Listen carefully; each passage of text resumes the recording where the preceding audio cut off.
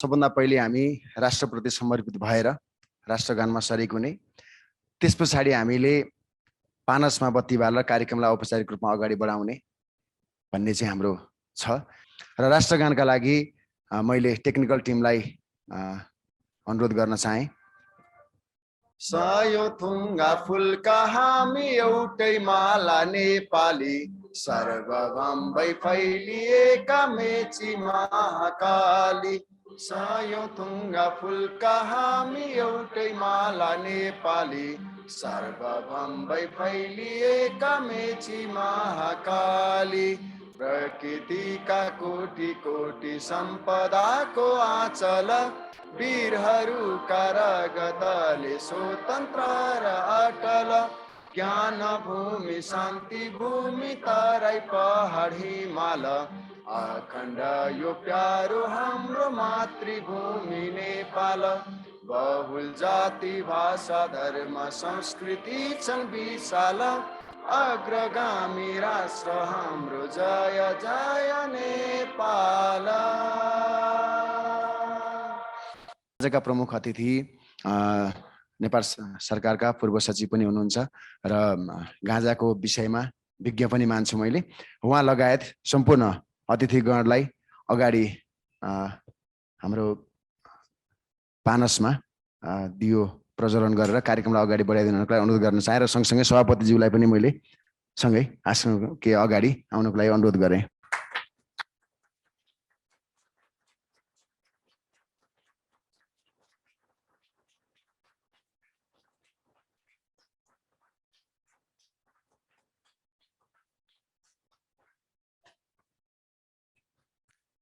पुस्तक विमोचन पश्चात चाहिँ अब त्यो पुस्तकको विषयमा चाहिँ हामीले विचार विमर्श गर्नुपर्ने र त्यसको चाहिँ टिप्पणी गर्नुपर्ने भएको कारणले गर्दा सबभन्दा पहिले हामीलाई पुस्तक नै के हो भन्ने खालको कुरा विमोचन गर्नुपर्ने हुन्छ र त्यसैको लागि चाहिँ मैले पुस्तक विमोचन नै कार्यक्रमलाई अगाडि बढाउन चाहेँ। र आजको कार्यक्रमको औचित्य पनि पुष्टि पारिदिनुको लागि विश्व हिन्दू युवा सङ्घका केन्द्रीय अध्यक्ष तथा आजका सभापति आदरणीय ऋषिकेश शाहज्यूलाई मैले यतापट्टि ड्यासमा बोलाउन चाहेँ। कार्यक्रमका प्रमुख अतिथि, नेपाल सरकारका पूर्व सचिव र नेपालको समृद्धिका एक नायक श्रद्धेय भीम उपाध्यायज्यू, रसायन शास्त्र त्रिभुवन विश्वविद्यालय रसायन शास्त्र समाजका अध्यक्ष प्राध्यापक डाक्टर निरञ्जन पराजुलीज्यू, काठमाडौँ विश्वविद्यालयका औषधि विज्ञानकै विज्ञ हुनुहुन्छ डाक्टर राजेन्द्र गेवालीज्यू, त्यसै गरी गाईका विशेषज्ञ जसलाई पञ्चगव्य भनेर भनिन्छ, गाईबाट उत्पादन हुने औषधि त्यसका विज्ञ गव्य सिद्ध डाक्टर नरेन्द्र हमालज्यू, र त्यसै गरी सबैभन्दा महत्त्वपूर्ण व्यक्तित्व जस्तो मलाई लाग्छ नेपाल एउटा समृद्धिको मार्गमा अगाडि बढाउने सन्दर्भमा समृद्धिका नायक भन्न रुचाउँछु म, राजीव काफ्ले, जो राष्ट्रिय तथा अन्तर्राष्ट्रिय रूपमा ख्याति प्राप्त हुनुहुन्छ। औषधि लागु औषध तथा गाँजाका अन्तर्राष्ट्रिय विज्ञ पनि हुनुहुन्छ राजीव काफ्ले दाई। र त्यसै गरी हाम्रो मित्र उत्तम बज्राचार्यज्यू तितेपातीका विशेषज्ञ हुनुहुन्छ। यसको मतलब यसपछि गाँजापछि हामी तितेपातीमा प्रवेश गर्नेछौँ। हरेक झार जङ्गलहरू जाने हाम्रा जाने बहुमूल्य छन्, यसलाई जाने एक एक गरेर हामी बाहिर ल्याउने चरणमा छौँ। क्यानाडा निवासी विदेशमा बसेर पनि राष्ट्रप्रति हर बखत चिन्तनशील व्यक्तित्व खाद्य तथा औषधि विज्ञ नारायण घिमिरेज्यूप्रति आभार प्रकट गर्न चाहन्छु। किन त गाँजा भन्दाखेरि गाई र गाँजा दुईटा कुरा भनेर भनेका छौँ हामीले विश्व हिन्दू युवा सङ्घले। अझ गोरक्षनाथ गाई र गाँजा भनेका छौँ तीनटा कुरालाई। किन त भन्दाखेरि गोरक्षनाथ भनेको यो देशको राष्ट्रदेव यानि कि महादेवको पहिलो अवतार, जसको आशीर्वादले यो देशको भूगोल निर्माण भएको थियो। त्यस कारणले गोरक्षनाथ। गाई हामीले माता मान्छौँ। गाईलाई माता मात्रै होइन, गाईको बारेमा अहिले जाने हाम्रो डाक्टर नरेन्द्र हमालले जाने ज्यादा बताउनु होला। गाईसँग जुन मातृत्वदायी भाव छ, त्यो भावले हामी मान्छेको लागि मात्रै होइन प्रकृतिलाई शुद्धता दिने विषयमा समेत गाईको भूमिका रहेछ। र आर्थिक रूपले हामीलाई समृद्धि बनाउन सक्ने ताकत पनि त्यो विज्ञान गौ विज्ञानभित्र रहेछ। त्यस कारणले गाई भनेका छौँ। र गाँजाको विषयमा अब यो किताबमा धेरै कुरा तपाईँहरूले पढिहाल्न सक्नुहुन्छ। गाँजा 50,000 ठाउँमा प्रयोग हुँदो रहेछ। 50,000 ठाउँमा प्रयोग हुनु भने बित्तिकै त एउटा उत्पादन गर्नको लागि त एउटा उद्योगको आवश्यकता पर्यो। ल 50,000 उद्योग छोडिदिउँ, 20,000 10,000 उद्योग बनाउँदा 10,000 उद्योग स्थापना हुँदाखेरि यो देशमा कति लाख रोजगारी सिर्जना हुन्छ र त्यो 10,000 उद्योगले दिने उत्पादन बेचेर विश्व बजारमा पठाउँदाखेरि हामीले कति विदेशी मुद्रा आर्जन गर्न सक्छौँ, यसको लेखाजोखा गर्न सक्ने ठुलै अर्थशास्त्रका विज्ञहरू चाहिन्छ जस्तो मलाई लाग्छ। र ढिला नगरी कार्यक्रमलाई अगाडि बढाउने क्रममा आजका सभापति तथा आजका प्रमुख अतिथि दुईजनाको तर्फबाट पुस्तक विमोचन कार्यक्रम अगाडि बढ्नुपर्ने हुन्छ। त्यसको लागि मैले योगेशलाई अगाडि आएर उहाँहरूलाई पुस्तक दिनको लागि अनुरोध गर्न चाहन्छु।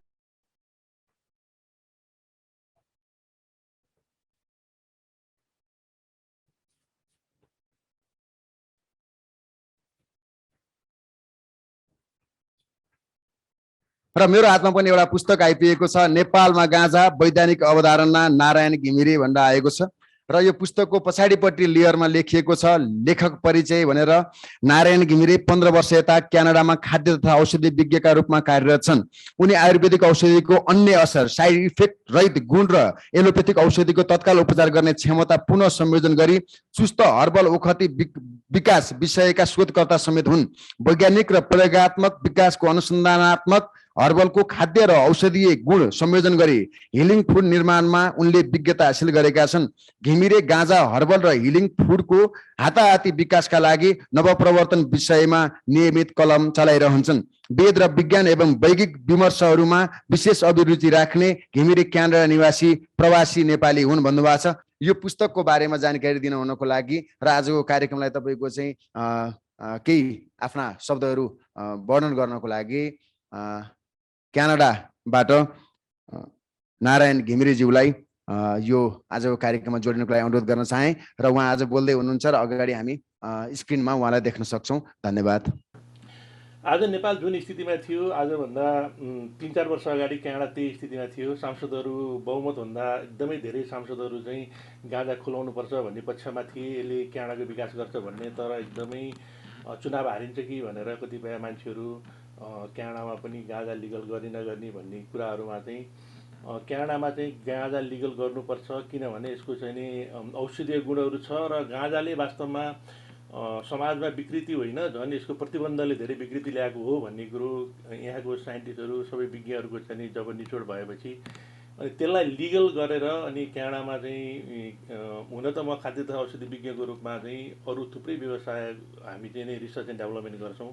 तर गाँजाबाट एकदमै ठुलो चाहिँ रेभिन्यू पनि हुन्छ र सबैभन्दा ठुलो कुरो एउटा चाहिँ बाहिर चाहिँ गएको पैसा चाहिँ रेभिन्यूमा आउँछ। र जस्तै एउटा सामान्य कार एक्सिडेन्टदेखि लिएर एकदमै ठुलो चाहिँ जति पनि चाहिँ समाजमा गाँजाले चाहिँ बिगाइरहेको छ त्यो चाहिँ नि इलिगल हुँदाखेरि बच्चा बिग्रेको छ, त्यसलाई सुध्रिन सक्छ भन्ने भएपछि गाँजामा एउटा चाहिँ ठुलो चाहिँ नि गाँजाको बारेमा क्यानाडामा लिगल गर्ने एउटा टिम बनेको थियो। अनि हामी चाहिँ यहाँको उद्यमीको हिसाबले अनि त्यसमा काम गरेर अहिले त्यसलाई लिगल मात्रै होइन कि अहिले तपाईँलाई औषधीय मात्रै होइन कि अहिले त खाद्य प्रयोजनलाई पनि एकदमै नियन्त्रित रूपमा चाहिँ क्यानाडामा ल्याएर क्यानाडाले यसको इकोनोमीलाई दिएको चाहिँ फिडब्याकले जुन कुराहरू चाहिँ मैले प्रत्यक्ष संलग्न भएर अनुभव गर्न पाएँ, रिसर्च गर्न पाएँ, प्रडक्ट डेभलपमेन्ट गर्न पाएँ। अनि त्यो देख्दाखेरि अनि मैले गाँजा बारेमा चाहिँ यो नेपालको चाहिँ जुन गाँजाको भेराइटी छ त्यो भेराइटी एकदमै विश्वमै उत्कृष्ट छ भन्ने थाहा पाएपछि मैले यो बारेमा किताब लेखेँ, अलिकति आर्टिकलहरू लेखेँ। अनि लेखेपछि मलाई के लाग्यो भने नेपालमा धेरै साथीहरूले सायद यो बारेमा पढ्नुहुन्न होला, त्यो भएर ठिकै छ यहीँ एमाजोनमै पब्लिस गरौँ भनेर चाहिँ अनि एमाजोनमा चाहिँ नि यो गाँजाको चाहिँ नि बुकहरू पठाउँ भनेर चाहिँ मैले एउटा सिट पठाएँ। अनि पठाएपछि के भयो भने त्यहाँ त्यो भीम आचार्य सरहरू अनि सबै अनि त्यो ऋषिकेश सरहरू सबैले चाहिँ होइन यो चाहिँ वास्तवमा नेपालको बारेमा लेखिएको छ, नेपालको चाहिँ गाँजाको बुक छ, त्यो भएर चाहिँ यो चाहिँ नेपालमै जानुपर्छ। अब तपाईँको एमाजोनमा अब चाहिँ अमेरिकाबाट किन्नु पऱ्यो के अरे $20-25 हालेर भनेपछि अनि जम्मा 1000 प्रति मात्रै हामीले क्यानाडामा के अरे यहाँ के अरे अमेरिकामा राखेका थियौँ। त्यो चाहिँ जम्मा 3 हप्तामै सबै कपी बिक्री भयो, सबैले किनिदियो। अनि सबै चाहिँ अहिले चाहिँ आउट अफ स्टक भयो। अनि त्यसपछि फेरि प्रिन्ट गर्ने बेलामा चाहिँ होइन त्यसो हो भने यदि यसले चाहिँ नेपालमा वास्तवमा चाहिँ यो नेपालको लागि चाहिँ गाँजाको चाहिँ सब्जेक्ट जुन छ त्यो सब्जेक्टले नेपालको चाहिँ विकासको लागि एकदमै ठुलो चाहिँ काम गर्छ। अनि त्यसमा पनि अहिले नेपालमा चाहिँ धेरैभन्दा धेरै मान्छेहरू चाहिँ यसको चाहिँ नकारात्मक पक्ष छ गाँजाको भन्ने कुरामा चाहिँ बढी चाहिँ इम्प्याक्ट देखेको हुनाले मैले त्यो नकारात्मक पक्ष छैन, सकारात्मक पक्ष यो छ भन्ने बारेमा मात्रै चाहिँ नि मैले यो आर्टिकल चाहिँ नि यो किताब लेखेर ल तपाईँ विश्व हिन्दू के अरे विश्व हिन्दू युवा सङ्घले नै यसलाई चाहिँ नि मार्केटमा लैजानुहोस् न त भनेर अनि मैले ऋषिकेशजीहरूसँग सल्लाह गरेको हो। अनि यसको चाहिँ नि गाजामा यो बाहेक पनि अरू थुप्रै चाहिँ नि जस्तै तपाईँको भाङको भयो। अनि यहाँ त तपाईँलाई सबैभन्दा महँगो कार पनि चाहिँ नि एउटा गाजाबाट बनेको चाहिँ नि जुन चाहिँ नि त्यो स्टिल हुन्छ त्यो चाहिँ नि स्टिलभन्दा पनि 10 गुणा बढी चाहिँ के अरे बलियो हुने हुनाले तपाईँले यहाँ चाहिँ फोर्ड कारहरू तपाईँले हेर्नुभयो भने लिम्बोर्गिनीहरू भयो सबै गाजाबाट बनेको छ। अनि तपाईँलाई जति पनि तपाईँको यो घरहरू भयो एकदमै वातावरण चाहिँ नि के अरे 0 माइनस कार्बन हुने भएर त्यो पनि चाहिँ गाजाबाट छ। र अनि अर्को कुरो के छ भने अहिले तपाईँलाई चाहिँ नि अहिले मान्छेको कन्जम्सनको लागि मात्रै होइन कि अहिले हामी चाहिँ नि यो एनिमलको लागि पनि गाजाको अहिले प्रडक्ट डेभलप गरिरहेको छौँ। र नेपालमा उब्जनी हुने गाजा त अहिले संसारमा एनिमलको औषधि र एनिमलको लागि अहिले एकजना साथीले भन्नुभएको थियो औषधि भएर त्यसमा जानलाई पनि चाहिँ नि त्यो इनफ छैन। त्यो भएर त्यसमा त्यो फिल्डमा पनि एकदमै ठुलो छ। अनि त्यो बाहेक अनि मलाई चाहिँ नि के भयो भने के थाहा थियो भने नेपालमा एकदमै यो पहिरो जाने अनि चुरीहरूको चाहिँ सुरक्षाको लागि अनि त्यहाँबाट ठुलो अनि हामीसँग भुक्षयको लागि रोक्नको लागि गाँजा एकदम आवश्यकता थियो। त्यो पार्ट चाहिँ गाँजाको चाहिँ नि मैले त्यो यो किताबमा चाहिँ इन्क्लुड गरेको छैन। र अनि यसमा चाहिँ मैले यो गाँजाको बारेमा चाहिँ के भने यदि तपाईँले हामीले 3टा कुरा गाँजा अनि तपाईँहरूलाई थाहा छैन होला सोमरस भनेर चाहिँ हाम्रो छ। गाँजा सोमरस र गाई यो 3टा कुरा चाहिँ नि हाम्रो नेपालको ट्रेडिसनल रहेछ। यो चाहिँ नि वास्तवमा नेपालकै ट्रेडिसनल रहेछ र यसमा हाम्रो असाध्यै ठुलो औषधिहरू रहेछ।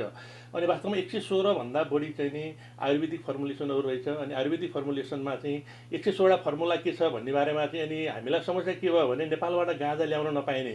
त्यो भएपछि नि हामीले के गर्यौँ भने नेपालबाट चाहिँ लगभग धेरै दुःख गरेर अनि हामीले चाहिँ धेरै अनुमतिहरू लिएर चाहिँ 200 जति चाहिँ नि विभिन्न सल्यानदेखि लिएर तपाईँलाई उता चाहिँ नि डोल्पादेखि लिएर अनि यतापट्टि चाहिँ तपाईँको धेरै चाहिँ मकवानपुरको स्याम्पल ल्याएर 200 देखि 300 स्याम्पलहरू नेपालबाटै लिएर आएर त्यसको एनालाइसिस गरेर अनि हामीले त्यो 114वटा जुन आयुर्वेदिक फर्मुलेसन छ त्यसको पनि चाहिँ नि त्यो बेलायतको लाइब्रेरीमा, जर्मनीको लाइब्रेरीमा, अनि त्यहाँबाट इन्डियाको लाइब्रेरीमा अनि हाम्रो आयुर्वेदिक सेन्टरमा पनि गएको थिएँ म। त्यहाँ चाहिँ धेरै पाइएन।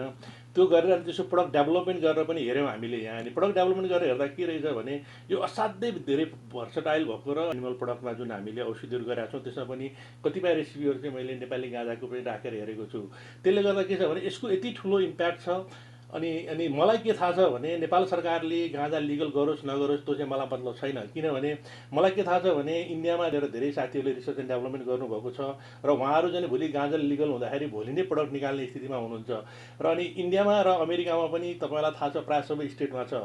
जब इन्डियाले चाहिँ लिगल गर्छ त्यो बेलामा नेपाल सरकारले चाहे पनि नचाहे पनि यो लिगल हुने हुनाले नेपालको सरकारको चाहिँ पोजिटिभ होस् नेगेटिभ धारणा होस् तर यसले दिन्छ। र यदि यसले चाहिँ हाम्रो नेपालको नेटिभ इन्डिका र सेटिभा भन्ने 2टा जात त्यो 2टा जातलाई हामीले चाहिँ नि मार्केट गर्न सक्दाखेरि चाहिँ अहिले चाहिँ अथाह चाहिँ डेभलपमेन्ट छ भन्ने भएपछि अनि मैले चाहिँ यो गाँजाको चाहिँ किताब लेखेर अनि ऋषिकेशजीलाई चाहिँ मैले उपलब्ध गराएको हो। म नेपालमा जन्मेको हुनाले चाहिँ प्योरली नेपाललाई चाहिँ यो किताबको माध्यमबाट तपाईँको जुन क्वेसनले तपाईँलाई चाहिँ गाँजाको लागि लिगलाइज गर्नको लागि तपाईँले चाहिँ नि तपाईँको क्वेसनमा यस वा नो भएको छ त्यो मात्रै सब्जेक्ट म्याटरमा चाहिँ नि गरेको हो। जब चाहिँ नि अर्को एउटा किताब मैले निकाल्दैछु एकदम इन्डियामा पनि रिसर्च भएको रहन्छ। यो मैले तपाईँलाई सोमरस र जब चाहिँ यो गाई र गाँजा यो 3टा जब तपाईँले बुझ्नुहुन्छ त्यसपछि तपाईँले भगवान् शिवलाई बुझ्नुहुन्छ। अनि जब तपाईँले भगवान् शिवलाई बुझ्नुहुन्छ तब तपाईँले क्वान्टम मेकानिक्स बुझ्नुहुन्छ। अनि जब तपाईँले क्वान्टम मेकानिक्स बुझ्नुहुन्छ त्यसपछि अहिले म जुन ल्याबोरेटरीमा एडभान्स साइन्टिस्ट भएर काम गरिरहेको छु मैले के काम गरेको रहेछु भन्ने तपाईँले बुझ्नुहुन्छ। अनि त्यसपछि तपाईँले हाम्रो के अरे गायत्री मन्त्र भनेको के रहेछ भन्ने बुझ्नुहुन्छ। र किन आज चाहिँ नि वर्ल्डको चाहिँ नि के अरे सबै चाहिँ ल अफ मोसनदेखि लिएर आइन्स्टाइनहरूले भनेको फर्मुलेसनहरू पनि वास्तवमा उनीहरूले त पछि मात्रै ल्याएको रहेछ तर सबै कुराहरू त्यहाँ रहेछ। र त्यसले आज विज्ञानलाई तपाईँले समातेको आइफोन होस् तपाईँले खाएको खाना होस् तपाईँले गरेको चाहिँ नि सामान्यभन्दा सामान्य कुरा पनि हाम्रो वेदान्तको कुन नलेजबाट रहेछ भन्ने कुराहरू चाहिँ त्यो कुराहरू तपाईँले त्यो 3टा प्याकेज पढेपछि थाहा हुन्छ। र त्यो नेपालमा चाहिँ लानुपर्छ भन्ने हिसाबले चाहिँ नि मैले चाहिँ नि राइटअप गरेको हो। मैले हजुरको लामो समय लिएँ तपाईँहरूलाई चाहिँ यहाँ आइदिनु भयो उनीहरूको लागि धन्यवाद। भीम सरलाई पनि म धन्यवाद दिन चाहन्छु। उहाँले चाहिँ जबरजस्ती नै के अरे यो चाहिँ नेपालमा पब्लिस गर्नुपर्छ यो कुरोको त्यहाँबाट निकाला भनेर जुन प्रेसर गर्नुभयो, मैले चाहिँ सर मलाई अलिक डर लागेर नेपाल जाँदाखेरि नै बस्नै खानै गाह्रो होला त्यहाँ भन्ने लाएर चाहिँ मैले नगरे मात्रै हो। तर मलाई त्यो रहन्छ, सबै साथीहरूको स्थिति देखेपछि त्यो लाग्यो। र अनि भोलि चाहिँ नि यो जब हामीले गाँजा अनि त्यहाँबाट हामीले चाहिँ नि यो सोमरस र अनि हामीले गाईको बारे त साँच्चै हुँदो रहेछ, त्यो तिनवटालाई हामीले प्याकेज लान सकेपछि र यो तिनवटाको पछाडि गएपछि तपाईँको हाम्रो एजुकेसन सिस्टमदेखि सबै सिस्टमले यसले कन्ट्रिब्युट गर्छ भन्ने कुरो एउटा चाहिँ नि मैले एडभान्स कटिङ एज रिसर्चमा बसेर साइन्टिस्ट रूपमा काम गर्दा मैले महसुस गरेको छु र त्यही भएर मैले गरेको हो सर। धन्यवाद र सबैलाई नमस्कार। गाँजाका अन्तर्राष्ट्रिय विज्ञको रूपमा हामीले चिनेका छौँ राजीव काफ्लेज्यू। धन्यवाद कार्यक्रममा बोलाइदिनु भएकोमा र यस पुस्तक विमोचन कार्यक्रममा सहभागी हुन पाएकोमा म आफू स्वयं पनि गौरवान्वित महसुस गरेको छु। र सरसर्ती मैले यसलाई हेर्दाखेरि चाहिँ यसले धेरै कुराहरू चाहिँ नेपाली भाषामा सरल तरिकाले बुझ्न सकिने गरिकन सामान्य पनि बुझ्न सक्ने तरिकाले आर्टिकलहरू चाहिँ देख्दाखेरि चाहिँ मलाई लागेको छ यसले गाँजा वैधानिकता सम्बन्धी बहसमा थप विषयहरूको ज्ञानहरूको चाहिँ प्रवाह गराएको छ, गराउने छ। बिस्तारै किताब किनेर पढ्दै गइसकेपछि चाहिँ यस विषयमा तर्कहरू पनि अझ वैज्ञानिक तर्कहरू अगाडि आउने छन् भन्ने मलाई विश्वास लागेको छ सरसर्ती हेर्दाखेरि। त्यसैले गर्दा सर्वप्रथम त म नारायण घिमिरेजीलाई धन्यवाद दिन चाहन्छु। प्रेरणामा डिगलै छ तर पनि यसको भित्री गर्वका कुराहरूको बारेमा गहन अध्ययन गरेको एउटा वैज्ञानिकको नाताले आफूलाई सेवन गर्नलाई खुल्ला भए पनि आफ्नो देशमा पनि यसको बारेमा ज्ञान चाहिँ आफ्नो देशमा बुझिने भाषामा हामीहरूको सबैजनाले बुझ्ने भाषामा चाहिँ दिनुपर्छ भन्ने एउटा लागेर उहाँ बसेर यो यति तयार गरेर हामीहरूले यहाँनिर विमोचन गरिरहेका छौँ भने यसले त्यो योगदान पनि हामीहरूले यस गाँजा वैधानिकतासँगै उहाँले गर्नुभएको उल्लेखनीय योगदान र मुख्य गरिकन यो प्रज्ञा प्रतिष्ठान भवनमा हामीहरूले यो किताबको शिलान्यास गर्न पाउनु र आयोजक विश्व हिन्दू युवा सङ्घको आयोजनामा चाहिँ यस कार्यक्रम हुनुले पनि गाँजाको विवादलाई गाँजाको विषयलाई जसरी अघिल्ला वक्ता साथीहरूले भन्नुभयो बोल्नै लजाउने भएर मान्छे कम आएका हुन्, सेवन गर्ने भए पनि त्यसको त्यो डरले गर्दाखेरि अगाडि आउन डराएका हुन् भन्ने एउटा त्यो डरको घेराबाट धेरै नै बाहिर निकालेर एउटा प्राज्ञिक घेरामा र म अहिले यहाँ बस्दाखेरि सबै डाक्टर साहबहरूको वरिपरिबाट घेरेर बसेको छु। ऋषि सर र म मात्रै डाक्टर साहब नभए जस्तो भयो। त्यो हुँदा यो प्राज्ञिक लेभलमा र यो प्राज्ञिक लेभलकै मै विमोचन हुनुपर्ने स्थानमा प्रज्ञा प्रतिष्ठानभित्र नै गाँजालाई प्रवेश गराइदिएर र त्यसको पनि हल्का एउटा लेख अथवा कुनै हल्का विषय केलाएको पुस्तक नभइकन यसको आफ्नो अनुभव सेयर गरेका पुस्तक नभइकन यसका गहन विषयहरूमा जसरी यस किताबमा अहिले प्रस्तावित यो सङ्घीय संसदमा प्रस्तावित कानुन उपर गहन एउटा एनालाइसिस गरिएको छ। त्यो त्यस विधेयकका कमी कमजोरीहरू अथवा त्यस विधेयकमा सुधार गर्नुपर्ने विषयहरू के हुन सक्छन् भन्ने कुरामा एउटा त्यो एकदम अब कानुनी डकुमेन्ट हो यो विधेयक भनेको। अनि यो लेख्ने क्रममा र यसलाई संसदमा पेश गर्ने क्रममा हामीहरू यहाँ नेपालमा रहेका व्यक्तिहरू संलग्न रहेको भए तापनि हामीहरूले यति गहन रूपमा यसको कानुनी असरहरू कस्ता पर्न सक्छन्, किन कानुनमा एउटा कममा एउटा रेफ एउटा धर्काले पनि फरक पार्छ भनिन्छ भने यहाँ त एउटा पुरै विधेयक नै लाई एनालाइज गरेर त्यसका कमजोर पक्षहरूलाई कसरी सशक्तिकरण गर्न सकिन्छ भन्ने खालके जस्तो क्रिटिकल एनालाइसिस गरिदिनु भएको छ, जसले गर्दाखेरि एक किसिमले पुस्तक पढ्ने मान्छेले विधेयक पनि दर्ता भएको रहेछ भन्ने रूपले पनि अगाडि लिएर जाने र त्यो विधेयकमा भएको र यसमा संशोधन गर्न प्रस्ताव गरिएका पक्षहरूलाई समेत हेर्न सक्ने हुँदाखेरि जुन प्राज्ञिक लेभलमा यो बहसलाई लिएर जानुपर्ने थियो सायद यो पुस्तकका यो अन्तिम च्याप्टर्सहरू यो विधेयकमाथि नै, किनभने यो संसदमा दर्ता छ, यो क्यान्सल भइसकेको विधेयक छैन, संसद खुल्ने अवस्थामा यो विधेयकलाई टेबल गर्न सकिने एकातिर बाटो खुल्ला रहेको हुँदाखेरि टेबल भएमा के विषय रहेछ त, किन यो एकदमै वैज्ञानिक कुराहरू धेरै भएको हुँदाखेरि सबै सभासदहरू यसमा यसको बारेमा उत्तिकै ज्ञान राख्नुहुन्न, थोरैले मात्रै ज्ञान राख्नुहुन्छ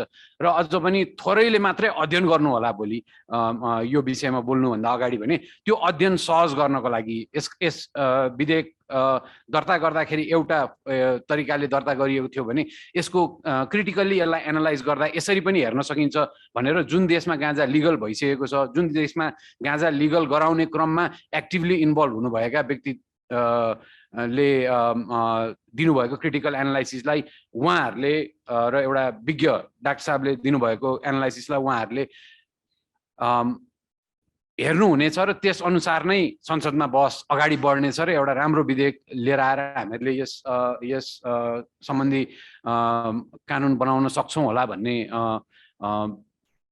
आश लागेको छ मलाई यस पुस्तकको विमोचनसँगै र यो पुस्तकलाई व्यापक रूपमा हामीहरूले एउटा इन्फर्मेसन मेटेरियलको रूपमा सांसदज्यूहरूलाई पनि वितरण गर्ने प्रयास गर्नेछौँ, जसले गर्दाखेरि चाहिँ उहाँहरूले समग्रमा थोरै लामो पनि छैन र एकदमै समसामयिक र अपडेटेड रिसर्चहरूसँग रेफर गरेर लेखिएको हुँदाखेरि सायद उहाँहरूले केही समय 2-3 घण्टा 4 घण्टा दिनुभयो भने यो पुस्तक अध्ययन सर गर्नुभयो भने चाहिँ गाँजाको बारेमा अहिले 50 वर्षसम्म दबाइएको ज्ञान ले गर्दाखेरि उहाँहरूमा आएको ज्ञानको कमी, किन सबै विषयमा सबैजना ज्ञाता हुन्छन् भन्ने छैन।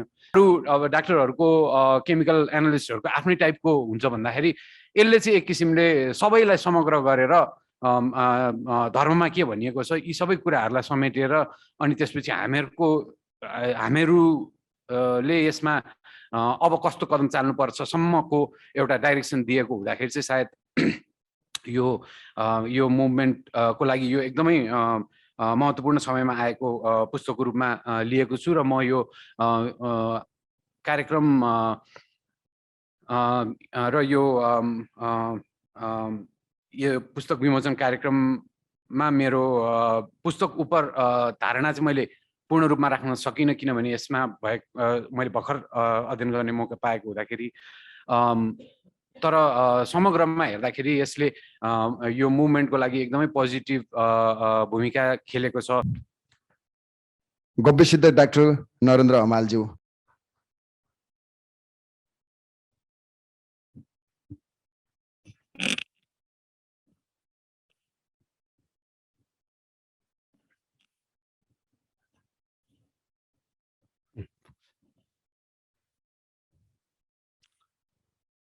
आदरणीय सभापतिज्यू, प्रमुख अतिथिज्यू लगायत अन्य अतिथिज्यूहरू र यहाँ उपस्थित हुनुभएका सम्पूर्ण गाई र गाँजा प्रेमी साथीहरू, यहाँहरू सबैलाई हार्दिक नमन।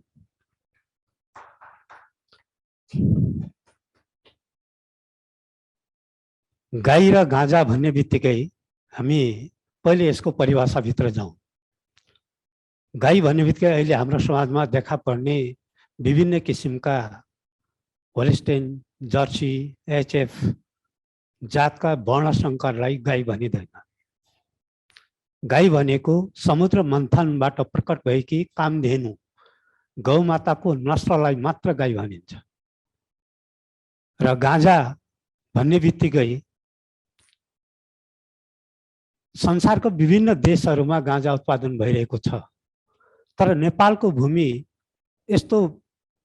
यस्तो माटो छ जुन माटोमा उब्जिएको गाँजा संसारमा प्रसिद्ध छ। यसमा यति मेडिसिनल प्रपर्टी छ कि संसारका अरू कुनै पनि देशमा उब्जिने गाँजामा त्यो मेडिसिनल प्रपर्टी पाइएको देखिँदैन। गाईको विषयमा हाम्रो छिमेकी राष्ट्र भारतमा धेरै नै विकास भइसकेको छ, यहाँसम्म कि गभर्नमेन्टले सहित यसमा पूर्ण साथ दिइसकेको छ र गाईकै विषयमा गाईबाट प्राप्त हुने जुन गव्यहरू हो त्यो पञ्चगव्य विश्वविद्यालय पनि खुलिसकेको छ। हामीहरूले पनि त्यही विश्वविद्यालयमा अध्ययन गरेको हो। अहिलेसम्म संसारमा पहिलोचोटि यो चेन्नईमा छ, महाराष्ट्रको चेन्नईमा पञ्चगव्य विश्वविद्यालय। र त्यहाँ अध्ययन गर्ने क्रममा हामीले जुन चमत्कार गौमाताको गव्यमा पायौँ दुनियाँको कुनै पनि वस्तुमा त्यस्तो किसिमको चमत्कार पाइएन।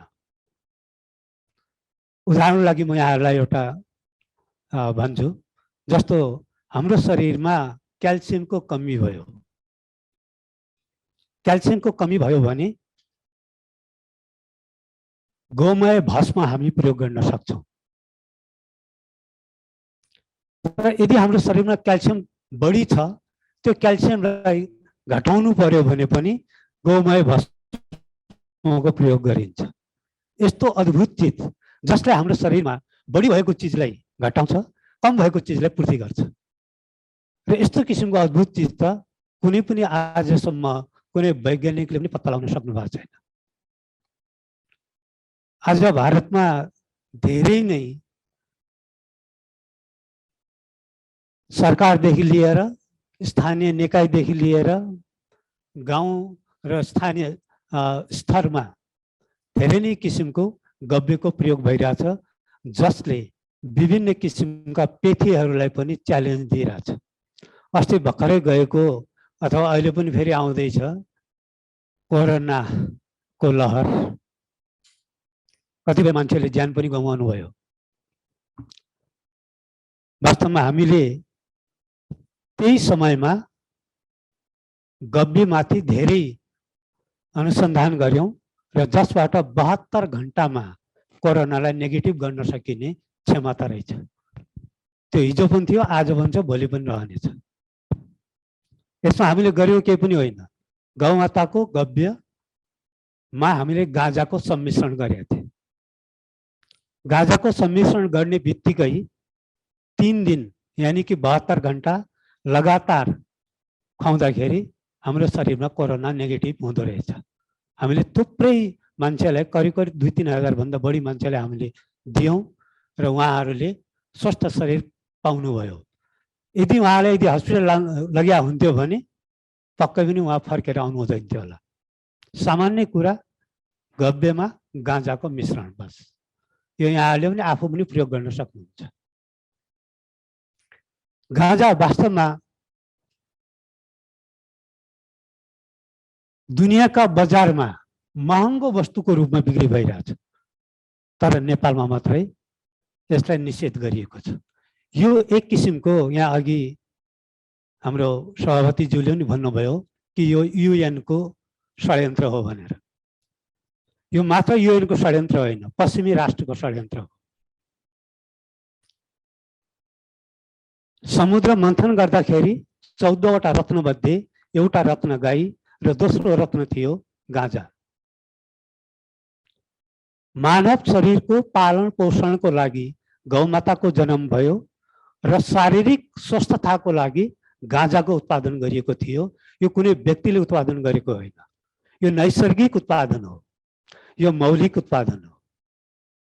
र यिनै दुईवटा चिजको प्रयोग गरेर हामीले कुनै पनि शारीरिक समस्यालाई हल गर्न सक्छौँ। जस्तो अहिले हाम्रो समाजमा पुरुषहरूमा देखा पर्ने 50 वर्षपछिको समस्या, प्रोस्टेटको समस्या, मेडिकल साइन्स यसमा मौन छ। लास्टमा उनीहरूले गर्ने भनेको अपरेसन मात्रै। अपरेसन भनेको चक्कुले ताछेर फाल्ने काम बाहेक केही पनि हुँदैन। गौमाताको गव्यमा गाँजा र डेट्स, यसलाई खजुर भनिन्छ, 7 दिन मात्र पकाएर खानुस्। 40-45 ग्राम यदि प्रोस्टेट पुगेको छ भने पनि 7 दिनभन्दा बढी खानुपर्ने आवश्यकता छैन। यो प्रुभ भइसकेको कुरा हो। एकजना डाक्टर हुनुहुन्थ्यो भारतमा, एमबीबीएस डाक्टर हो उहाँ, एलोपेथी डाक्टर। उहाँले गौशालामा गएर गोबर हातमा थाप्नुहुन्थ्यो, गौमाताको गोबर भुइँमा नझरिकन हातमा थाप्ने र यसरी खानुहुन्थ्यो। उहाँले औँला 2टा औँला लिएर मानु गाजरको हलुवा खाँदै हुनुहुन्छ, उहाँ त्यसरी खानुहुन्थ्यो। खाइराख्नु भएको छ अहिले पनि। तर हामी डराउँछौँ, गोबर खा भन्दाखेरि हामी सिधै डराउँछौँ, हामीलाई घिन लाग्छ। तर सम्पूर्ण प्राण शक्ति त्यो गोबरमा पाउँदो रहेछ। यो कुरा आज नासाले पनि एप्रुभ गरिसकेको छ। संसारको सबैभन्दा ठुलो वैज्ञानिक सङ्गठन नासा। गोबर जब गौमाताले गोबर दिनुहुन्छ, काँचो गोबर त्यसमा 18% अक्सिजन हुन्छ र त्यो गोबरलाई जब सुकाएर कन्डा बनाइन्छ त्यसमा 28% अक्सिजन हुन्छ र त्यो कन्डालाई जलाइसकेपछि जब अँगार बनाइन्छ त्यतिखेर यसमा 36% अक्सिजन हुन्छ र त्यो अँगारलाई पिसेर यदि पाउडर बनाउने हो भने, जसलाई हामीले मन्जुनको रूपमा प्रयोग गरेका छौँ, सम्पूर्ण ओरल केयर गर्छ त्यो मन्जनले र त्यतिखेर यसमा 42% अक्सिजन प्राप्त हुन्छ र त्यो पाउडरलाई पुनः जलाएर यदि हामीले राख भस्म बनायौँ भने त्यसलाई चाहिँ अग्निहोत्र हवन गरेर भस्म बनाउने गरिन्छ।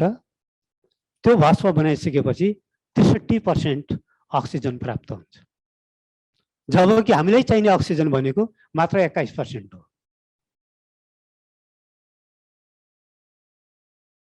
जुन अक्सिजन हामी लिन्छौँ सासद्वारा र त्यतिखेर हामीलाई शुद्ध प्राणवायु 21% मात्रै हामीलाई प्राप्त हुन्छ, जसबाट हाम्रो शरीर चलिरहेको हुन्छ। अब भन्नुहोस् कुन त्यस्तो चिज होला जसलाई जति प्रशोधन गर्यो त्यति नै त्यसको गुणवत्ता बढ्दै जान्छ। अहिले एलोपेथी साइन्समा त जति पनि उत्पादनहरू छन् तिनीहरूलाई जलाउने बित्तिकै तिनीहरूको मेडिकल प्रपर्टी 0 हुन्छ। तर गोबर यस्तो गोबर मात्र होइन, पञ्चगव्य नै 5वटै गव्यलाई जति प्रशोधन गरियो त्यति नै त्यसको गुणवत्ता बढ्दै जान्छ।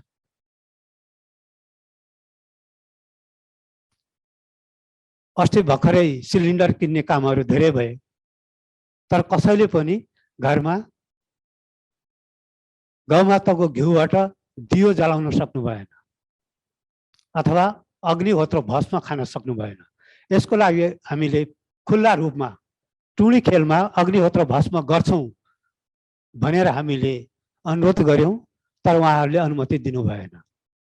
जबकि गौमाताको घिउ 1 चम्चा यानी कि 10 ग्राम हामीले अग्निहोत्र हवन गर्दाखेरि त्यो 1 चम्चा घिउले 16 टन प्राणवायु उत्पादन गर्छ अथवा 16 टन अक्सिजनलाई शुद्धिकरण गर्ने क्षमता त्यसमा हुन्छ।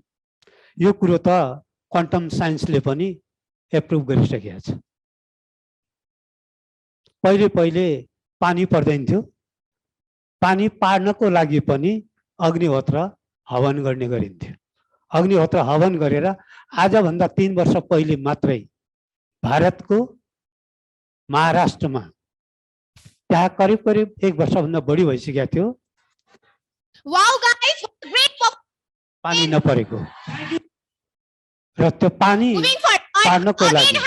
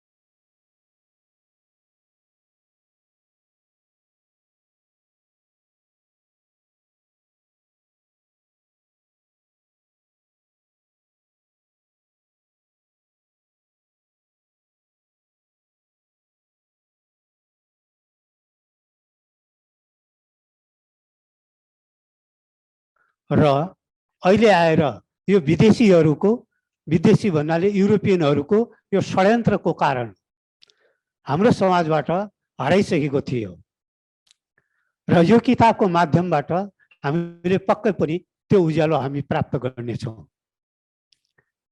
यो पश्चिमेलीहरूको षड्यन्त्र यो त के हो भने विभिन्न किसिमका अखाद्य वस्तुहरू तयार गरेर पूर्वीय देशमा पठाउने, त्यसपछि ती वस्तुहरू हामीले प्रयोग गरिदिनु पर्ने, प्रयोग गरिदिए बापत हामीले पाउनुपर्ने अस्वस्थ शरीर, विभिन्न किसिमका नसर्ने रोगहरू, 126 किसिमका नसर्ने रोगहरू हाम्रो शरीरमा हुन्छन्। ती नसर्ने रोगहरू लाग्नुको एउटै कारण हो जीएम फुड अथवा अहिलेका विभिन्न किसिमका खाद्य वस्तुहरू जुन होटेलमा इन्डस्ट्रीमा तयार गरिन्छन्। ती वस्तुहरू खाएर नै हाम्रो शरीरमा 126 किसिमका नसर्ने रोगहरू लाग्छन् र ती रोगहरू लागिसकेपछि फेरि उनीहरूकै औषधि खाइदिनुपर्छ भने जहाँबाट पनि हाम्रो यहाँको अर्थ हामीले पश्चिमतिर पठाउनु पर्ने। यो किसिमको स्थिति आज हाम्रो समाजमा देखा परेको छ।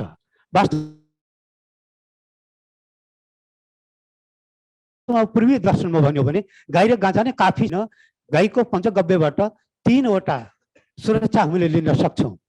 एउटा हो धार्मिक प्रतिष्ठानहरू पूजा हवन यज्ञलाई शुद्धिकरण गर्ने, अर्कोतिर मानव शरीरको शुद्धिकरण र अर्कोतिर हाम्रो बाली नाली वैदिक कृषिको लागि।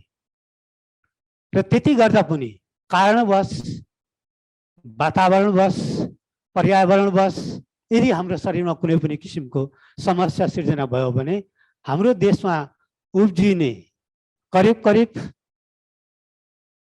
1285 किसिमका जडीबुटीहरू, जसमध्ये संसारमा आज जम्मा 1285 किसिमका जडीबुटीहरू उत्पादन हुन्छन्, जसमध्ये 758वटा जडीबुटी मात्र नेपालमा उत्पादन हुन्छन्, जबकि नेपालको भूमिले संसारको नक्सामा 0.03% मात्र क्षेत्र ओगटेको छ।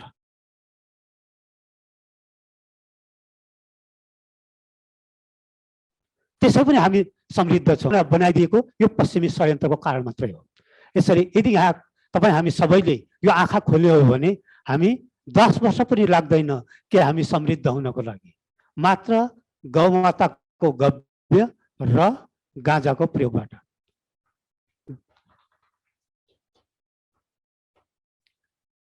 गाँजाको प्रयोग मात्र खानको लागि होइन, चरसको रूपमा खानको लागि मात्रै होइन, यसका अरू प्रयोगहरू धेरै छन्।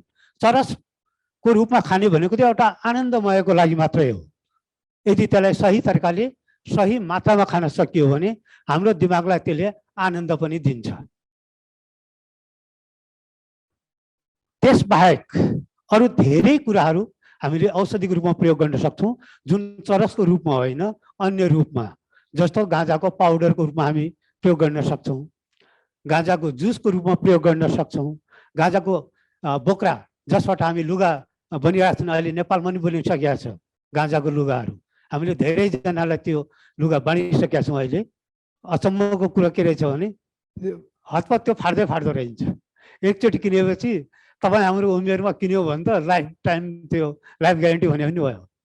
20-30 वर्ष कम्तीमा लाग्दो रहेछ। जस्तो महिलाहरूको लागि जसको कम्मर दुख्छ, जसको युट्रसको समस्या छ, जसलाई महिनावारीको समस्या छ, जसलाई प्रेसरको समस्या छ, जसको शरीरमा स्प्लिनको डिसब्यालेन्स, तातो लाग्ने चिसो लाग्ने समस्या छ, उहाँहरूले त्यो लुगा समिज र अन्डरवेयर मात्रै लगाइदिनु भयो भने पनि कुनै हस्पिटल जानु पर्दैन। यति औषधिको कार्य गर्दो रहेछ गाँजाको लुगाले। र अर्को कुरो, गाँजाको लुगा लाउँदाखेरि एउटा के आनन्द आउँदो रहेछ भने शरीरमा कुनै क्रिम लगाउनु पर्ने आवश्यकता छैन। त्यति मुलायम र कोमल बनाउँछ शरीरलाई। तर छालामा छुने गरी लगाउनु पर्छ। बाहिर मात्र लगाए पनि हुँदैन, भित्र गन्जीको रूपमा अथवा अन्डरवेयरको रूपमा हामीले त्यसलाई त्यसरी प्रयोग गर्नुपर्छ। महिलाहरूले समिजको रूपमा प्रयोग गर्न सक्नुहुन्छ, ब्राको रूपमा प्रयोग गर्न सक्नुहुन्छ। धेरै नै फाइदा रहेछ। हामीलाई पहिले थाहा थिएन, विगत 4-5 वर्षदेखि हामीले प्रयोग गऱ्यौँ र त्यसबाट धेरै नै शारीरिक फाइदा हामीले पायौँ। त्यति मात्रै होइन, हामीले लगाउने यो जुन घरमा रङ लगाउँछौँ, घर प्लास्टर गर्दाखेरि यदि हामीले गाँजाको रस त्यसमा मिसायौँ भने, गाँजाको पातको रस जीवनभरि 10,000 वर्षसम्म त्यो घरलाई पुनः रङरोगन गर्नुपर्ने आवश्यकता छैन। मात्र गाँजाको रस त्यो प्लास्टरमा मिसाइदिनुहोस्। र जुन गारो लगाउँछौँ, गारो लगाउँदाखेरि गाँजाको जुन काठ हुन्छ, सानसानो काठ, त्यो काठको पाउडर यदि हामीले सिमेन्टसँग मिसाउने हो अथवा माटोसँग मिसाउने हो भने 10,000 वर्ष टिक्ने गाह्रो हुन्छ, जबकि सिमेन्टको घर 99 वर्ष मात्रै हो। त्यति मात्र नभइकन गाँजा हाम्रो शरीरको लागि, हाम्रो जीवनको लागि एउटा बहुमूल्य वस्तु हो र यसलाई पुनः तपाईँ हामी लागेर नेपालका हरेक नेपालीहरूको स्वास्थ्य संरक्षणको लागि हामीले यो अभियान बढाउनुपर्छ र यो अभियानको लागि कहाँ कहाँ के गर्नुपर्छ त्यसको लागि तपाईँ हामी तयार छौँ भन्ने मैले आशा लिँदै यसको बारेमा पुनः चर्चा गर्ने आशा राख्दै आजको लागि जय गोरक्षनाथ। गाँजाको विषयमा अझ गहन अध्ययन पनि गर्नुभएको छ। सहप्राध्यापक हुनुहुन्छ काठमाडौँ विश्वविद्यालयबाट डाक्टर राजेन्द्र ग्यावालीज्यू। विभिन्न महानुभावहरू, हुन त कार्यक्रम अलि लामो भयो। मैले यो पुस्तक प्राप्त यसै गरी क्यानाडामा रहनुभएका हाम्रो नारायण सर, नमस्कार यहाँबाट। र यो पुस्तक मैले प्राप्त गरिसके पछाडि यसलाई अलिकति अध्ययन गर्ने मौका पनि मिल्यो, समय थियो र अलिकति भनौँला भन्ने पनि योजना हो, तर अलिकति कार्यक्रम लामो भइरहेको हुनाले म छोटकरीमा सकाउने कोसिस गर्छु। र यो पुस्तक जम्मा 12वटा अध्यायमा डिभाइड भएको छ, च्याप्टरहरूमा, र 148 पेज जम्मा छ। र उहाँले सक्दो कभर गर्नुभएको छ शुद्ध नेपाली भाषा प्रयोग गरेर, तपाईँ हामीले बुझ्ने भाषामा विभिन्न यसको वर्णनहरू गर्नुभएको छ।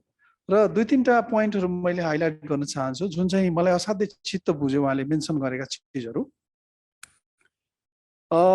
पृष्ठ नम्बर 2मा उहाँले चाहिँ नि कसरी भन्नुभएको छ भन्दाखेरि किन त गाँजालाई लिगलाइज गर्नु पर्यो नेपालमा, अथवा औषधीय गाँजालाई किन लिगलाइज गर्नु पर्यो भन्ने रिजनमा WHO को सिफारिसमा WHO ले जब खतरनाक ड्रग क्याटेगोरीबाट कम खतरनाक सेफ साइडमा छ भन्ने जब निर्णय गर्यो सन् 2020मा, त्यसपछि चाहिँ नि विश्वव्यापी रूपमा गाँजा चर्चामा आयो र खतरनाक होइन, त्योभन्दा कम खतरनाक हो भन्ने भएको हुनाले यसले राष्ट्रको समृद्धि हुन सक्छ भन्ने हिसाबले यो पुस्तकलाई अगाडि सारेको जस्तो मैले बुझ्छु।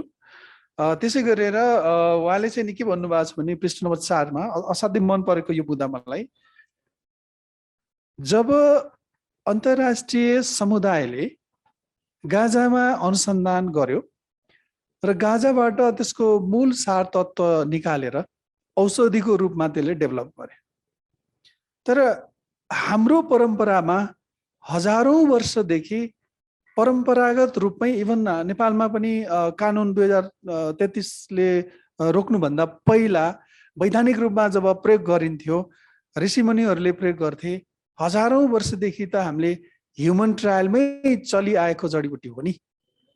भनेपछि अहिले पश्चिमा मुलुकलाई चाहिँ नि आवश्यकता पर्यो आर्थिक क्रान्तिको हिसाबले, उहाँहरूले चाहिँ नि ल अब खोल भनेर भन्दा चाहिँ हामीले खोलिदिनु पर्ने। त्योभन्दा ठुलो प्रमाण त हाम्रो पूर्वीय उसमा हाम्रो चाहिँ नि आयुर्वेद ग्रन्थहरूमा, हाम्रा चाहिँ नि किताबहरूमा उल्लेखित छ। त्योभन्दा ठुलो प्रमाण त हामीसँग छ। उनीहरूको क्लिनिकल ट्रायल त भर्खरै क्यानाडाले एउटा 2017-18 मा निकाल्यो। त्यो सर्टेन टाइम 10 वर्ष 8 वर्षमा निकाल्ने औषधिहरू भन्दा हजारौं वर्ष लामो अभ्यास हामीसँग भएको हुनाले गाँजा उनीहरूको भन्दा गाँजा चाहिँ नि औषधीय दृष्टिकोणबाट हेर्दाखेरि हाम्रो चाहिँ नि प्रथम प्राथमिकतामा पर्नु पर्दछ भनेर यहाँ उल्लेख गर्नु भएको छ। त्यसै गरेर अर्को पृष्ठमा उहाँले भनेको चिज के छ भन्दाखेरि गाँजाका फाइदाहरूको बारेमा पनि प्रष्ट रूपमा उल्लेख गर्नुभएको छ। असाध्यै शुद्ध र बुझ्ने सरल नेपाली भाषामा त्यो चिजले पनि अति प्रभावित भएँ म व्यक्तिगत रूपमा। त्यसै गरेर उहाँको एउटा सुझाव पनि छ। उहाँले के भन्नुभएको छ भन्दाखेरि अहिलेको विधेयकमा चाहिँ नि यो एज इट इज पास गर्नुभन्दा विधेयकलाई चाहिँ परिमार्जित गरेर एकचोटि संशोधन गरेर अलिकति एडिट गरेर विज्ञहरूलाई पनि राखेर पास गर्दा चाहिँ बेटर हुन्छ। किनभने उहाँ विदेशमा बस्दाखेरि पनि नेपालको माया गरेर नेपालको आर्थिक समृद्धिको एङ्गलबाट मात्रै उहाँले फोकस गरेको जस्तो लाग्छ मलाई त्यो दृष्टिकोणले। अर्को एउटा महत्त्वपूर्ण चाहिँ नि बुदा के छ भन्दाखेरि उहाँले एउटा इम्पोर्टेन्ट इन्फर्मेसन पनि दिनुभएको छ। के छ भन्दाखेरि एक अनुसन्धान अनुसार 1972 नेपालले विश्व बजारमा चाहिँ नि नेपाल र मोरक्कोले विश्व बजारमा सामान पठाउँथ्यो। करिब 50% गाँजा नेपालबाट जान्थ्यो विश्व बजारलाई आवश्यकता पर्ने। भनेपछि कुनै बेला त्यस्तो थियो, आर्थिक हिसाबले हेर्दाखेरि विश्लेषण गरिएको छ त्यस्तो थियो भने अब आज हामी प्रतिबन्धित अवस्थामा छौँ। त्यो कुरा पनि उहाँले उल्लेख गर्नुभएको छ। र त्यसै गरी एउटा अर्को महत्त्वपूर्ण बुदामा उहाँले के भन्नुभएको छ भने अमेरिकामा र युरोपमा जति पनि चरेस गाँजा लगायतका चिजहरू बरामद हुन्छ त्यो बरामद भएको चिज मध्ये 6% गाँजा चरेस नेपालको हो भनेर भनिएको छ यो पुस्तकमा। भनेपछि यो कुरा अलिकति गम्भीर छ। कस्तो भन्दाखेरि कुनै बाटोबाट निकासी भएको हुन सक्छ तर प्रत्यक्ष रूपमा राष्ट्रले त्यसको आम्दानी पाएको छैन, अरू कसैले त्यसको मुनाफा लिइराखेको अवस्था छ भनेर यसमा उल्लेख गरिएको छ। त्यो त्यसकारणले समग्रगत रूपमा अरू पनि थुप्रै कुराहरू छ, मैले सबै टिप्पणी गर्न अहिले छैन र यति भन्दै र अरू केही 2-3टा कुराहरू मैले राख्छु। र उहाँको पुस्तक समसामयिक छ र नेपालमा गाँजालाई वैधानिक गर्नुपर्छ भन्ने महाअभियानकै क्रममा हामीले अलिकति गाँजाको विषयमा बुझ्न जरुरी छ। गाँजालाई सामान्य रूपमा हामीले गहुँ खेती गरे जस्तो धान खेती लगाए जस्तो त्यो नर्मल रूपमा लिगलाइज गर्ने भनेको पटक्कै होइन। जनचेतना अझै स्पष्ट रूपमा क्लियर हुन जरुरी छ। गाँजालाई एउटा सिस्टम बनाएर मेकानिजम कन्ट्रोल मेकानिजम बनाएर गाँजा भन्दा पनि गाँजाबाट प्रशोधित भएर निस्कने जुन सार तत्त्व छ, रासायनिक तत्त्व छ, त्यसलाई हामीले कसरी औषधिको रूपमा परिणत गर्न सक्छौँ र ठुलो ठुलो ट्रकमा बोरामा राखेर पठाउनु भन्दा विदेश पठाउनु भन्दा त्यसबाट हामीले यो देशको लागि सानो बोतलमा जम्मा गरेर अनि धेरै महँगो मूल्य बनाएर कसरी एक्सपोर्ट गर्न सक्छौँ भन्ने विषयमा चाहिँ बहस गर्न जरुरी छ। र नर्मली गाँजालाई लिगलाइज गर्नुपर्छ भनेर नर्मल सुपरफिसियल कुरा भन्दा पनि मैले खास जान्न चाहेको 2-3टा कुराहरू छ। नेपालमा अब यो पक्कै पनि मिडियामा पनि जान्छ जस्तो लाग्छ मलाई। नेपालमा गाँजा जुन बेलासम्म लिगलाइज थियो 2028-29 सालसम्म विक्रम सम्मत र सिमदौरार वैद्य खानाले आफ्ना थुप्रै उत्पादनहरू गाँजालाई मिश्रण गरेर बनाउने गर्थ्यो र अहिले मैले सुन्दैछु त्यो सबै उत्पादनहरू चाहिँ नि बन्द छ। र लागु औषध नियन्त्रण ऐन 2033 मा के उल्लेख गरेको भेटियो भन्दाखेरि कुनै उद्योगलाई आवश्यकता पर्यो भने नेपाल सरकारले बरामद गरेको सामग्रीबाट उद्योगलाई आवश्यकता परेको खण्डमा उपलब्ध गराइनेछ भन्ने लेखिएको छ। त्यस अनुसार चाहिँ सिमदरबार वैद्य खानाले किन बनाइराखेको छैन कानुन त म धेरै बुझ्दिनँ, कतै अर्को अडचन पनि हुन सक्छ। र सबभन्दा पहिलो काम चाहिँ गाँजा वैधानिकता अभियान एउटा ठाउँमा छ। अब यो नेपाल सरकारकै ग्रिपमा कन्ट्रोल मेकानिजममा राखेर सिमदरबार वैद्य खानाले बन्द गरिएका औषधिहरू उत्पादन सुरु गर्नुपर्छ।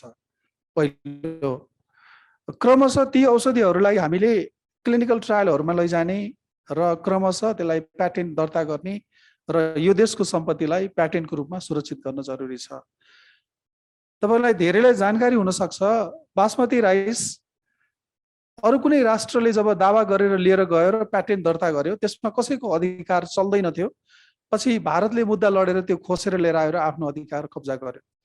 त्यस्तै तपाईँ हाम्रो गाँजाको अधिकार, गाँजाका फर्मुलेसनका कुराहरू, प्याटेन्टका कुराहरू, औषधीय गुणका कुराहरू चाहिँ नि अरू कसैले प्याटेन्ट गरिदिएर लग्यो भने तपाईँ हाम्रो अधिकार त्यसमा फेरि पछि चल्दैन, ढिलो सकेको हुनसक्छ।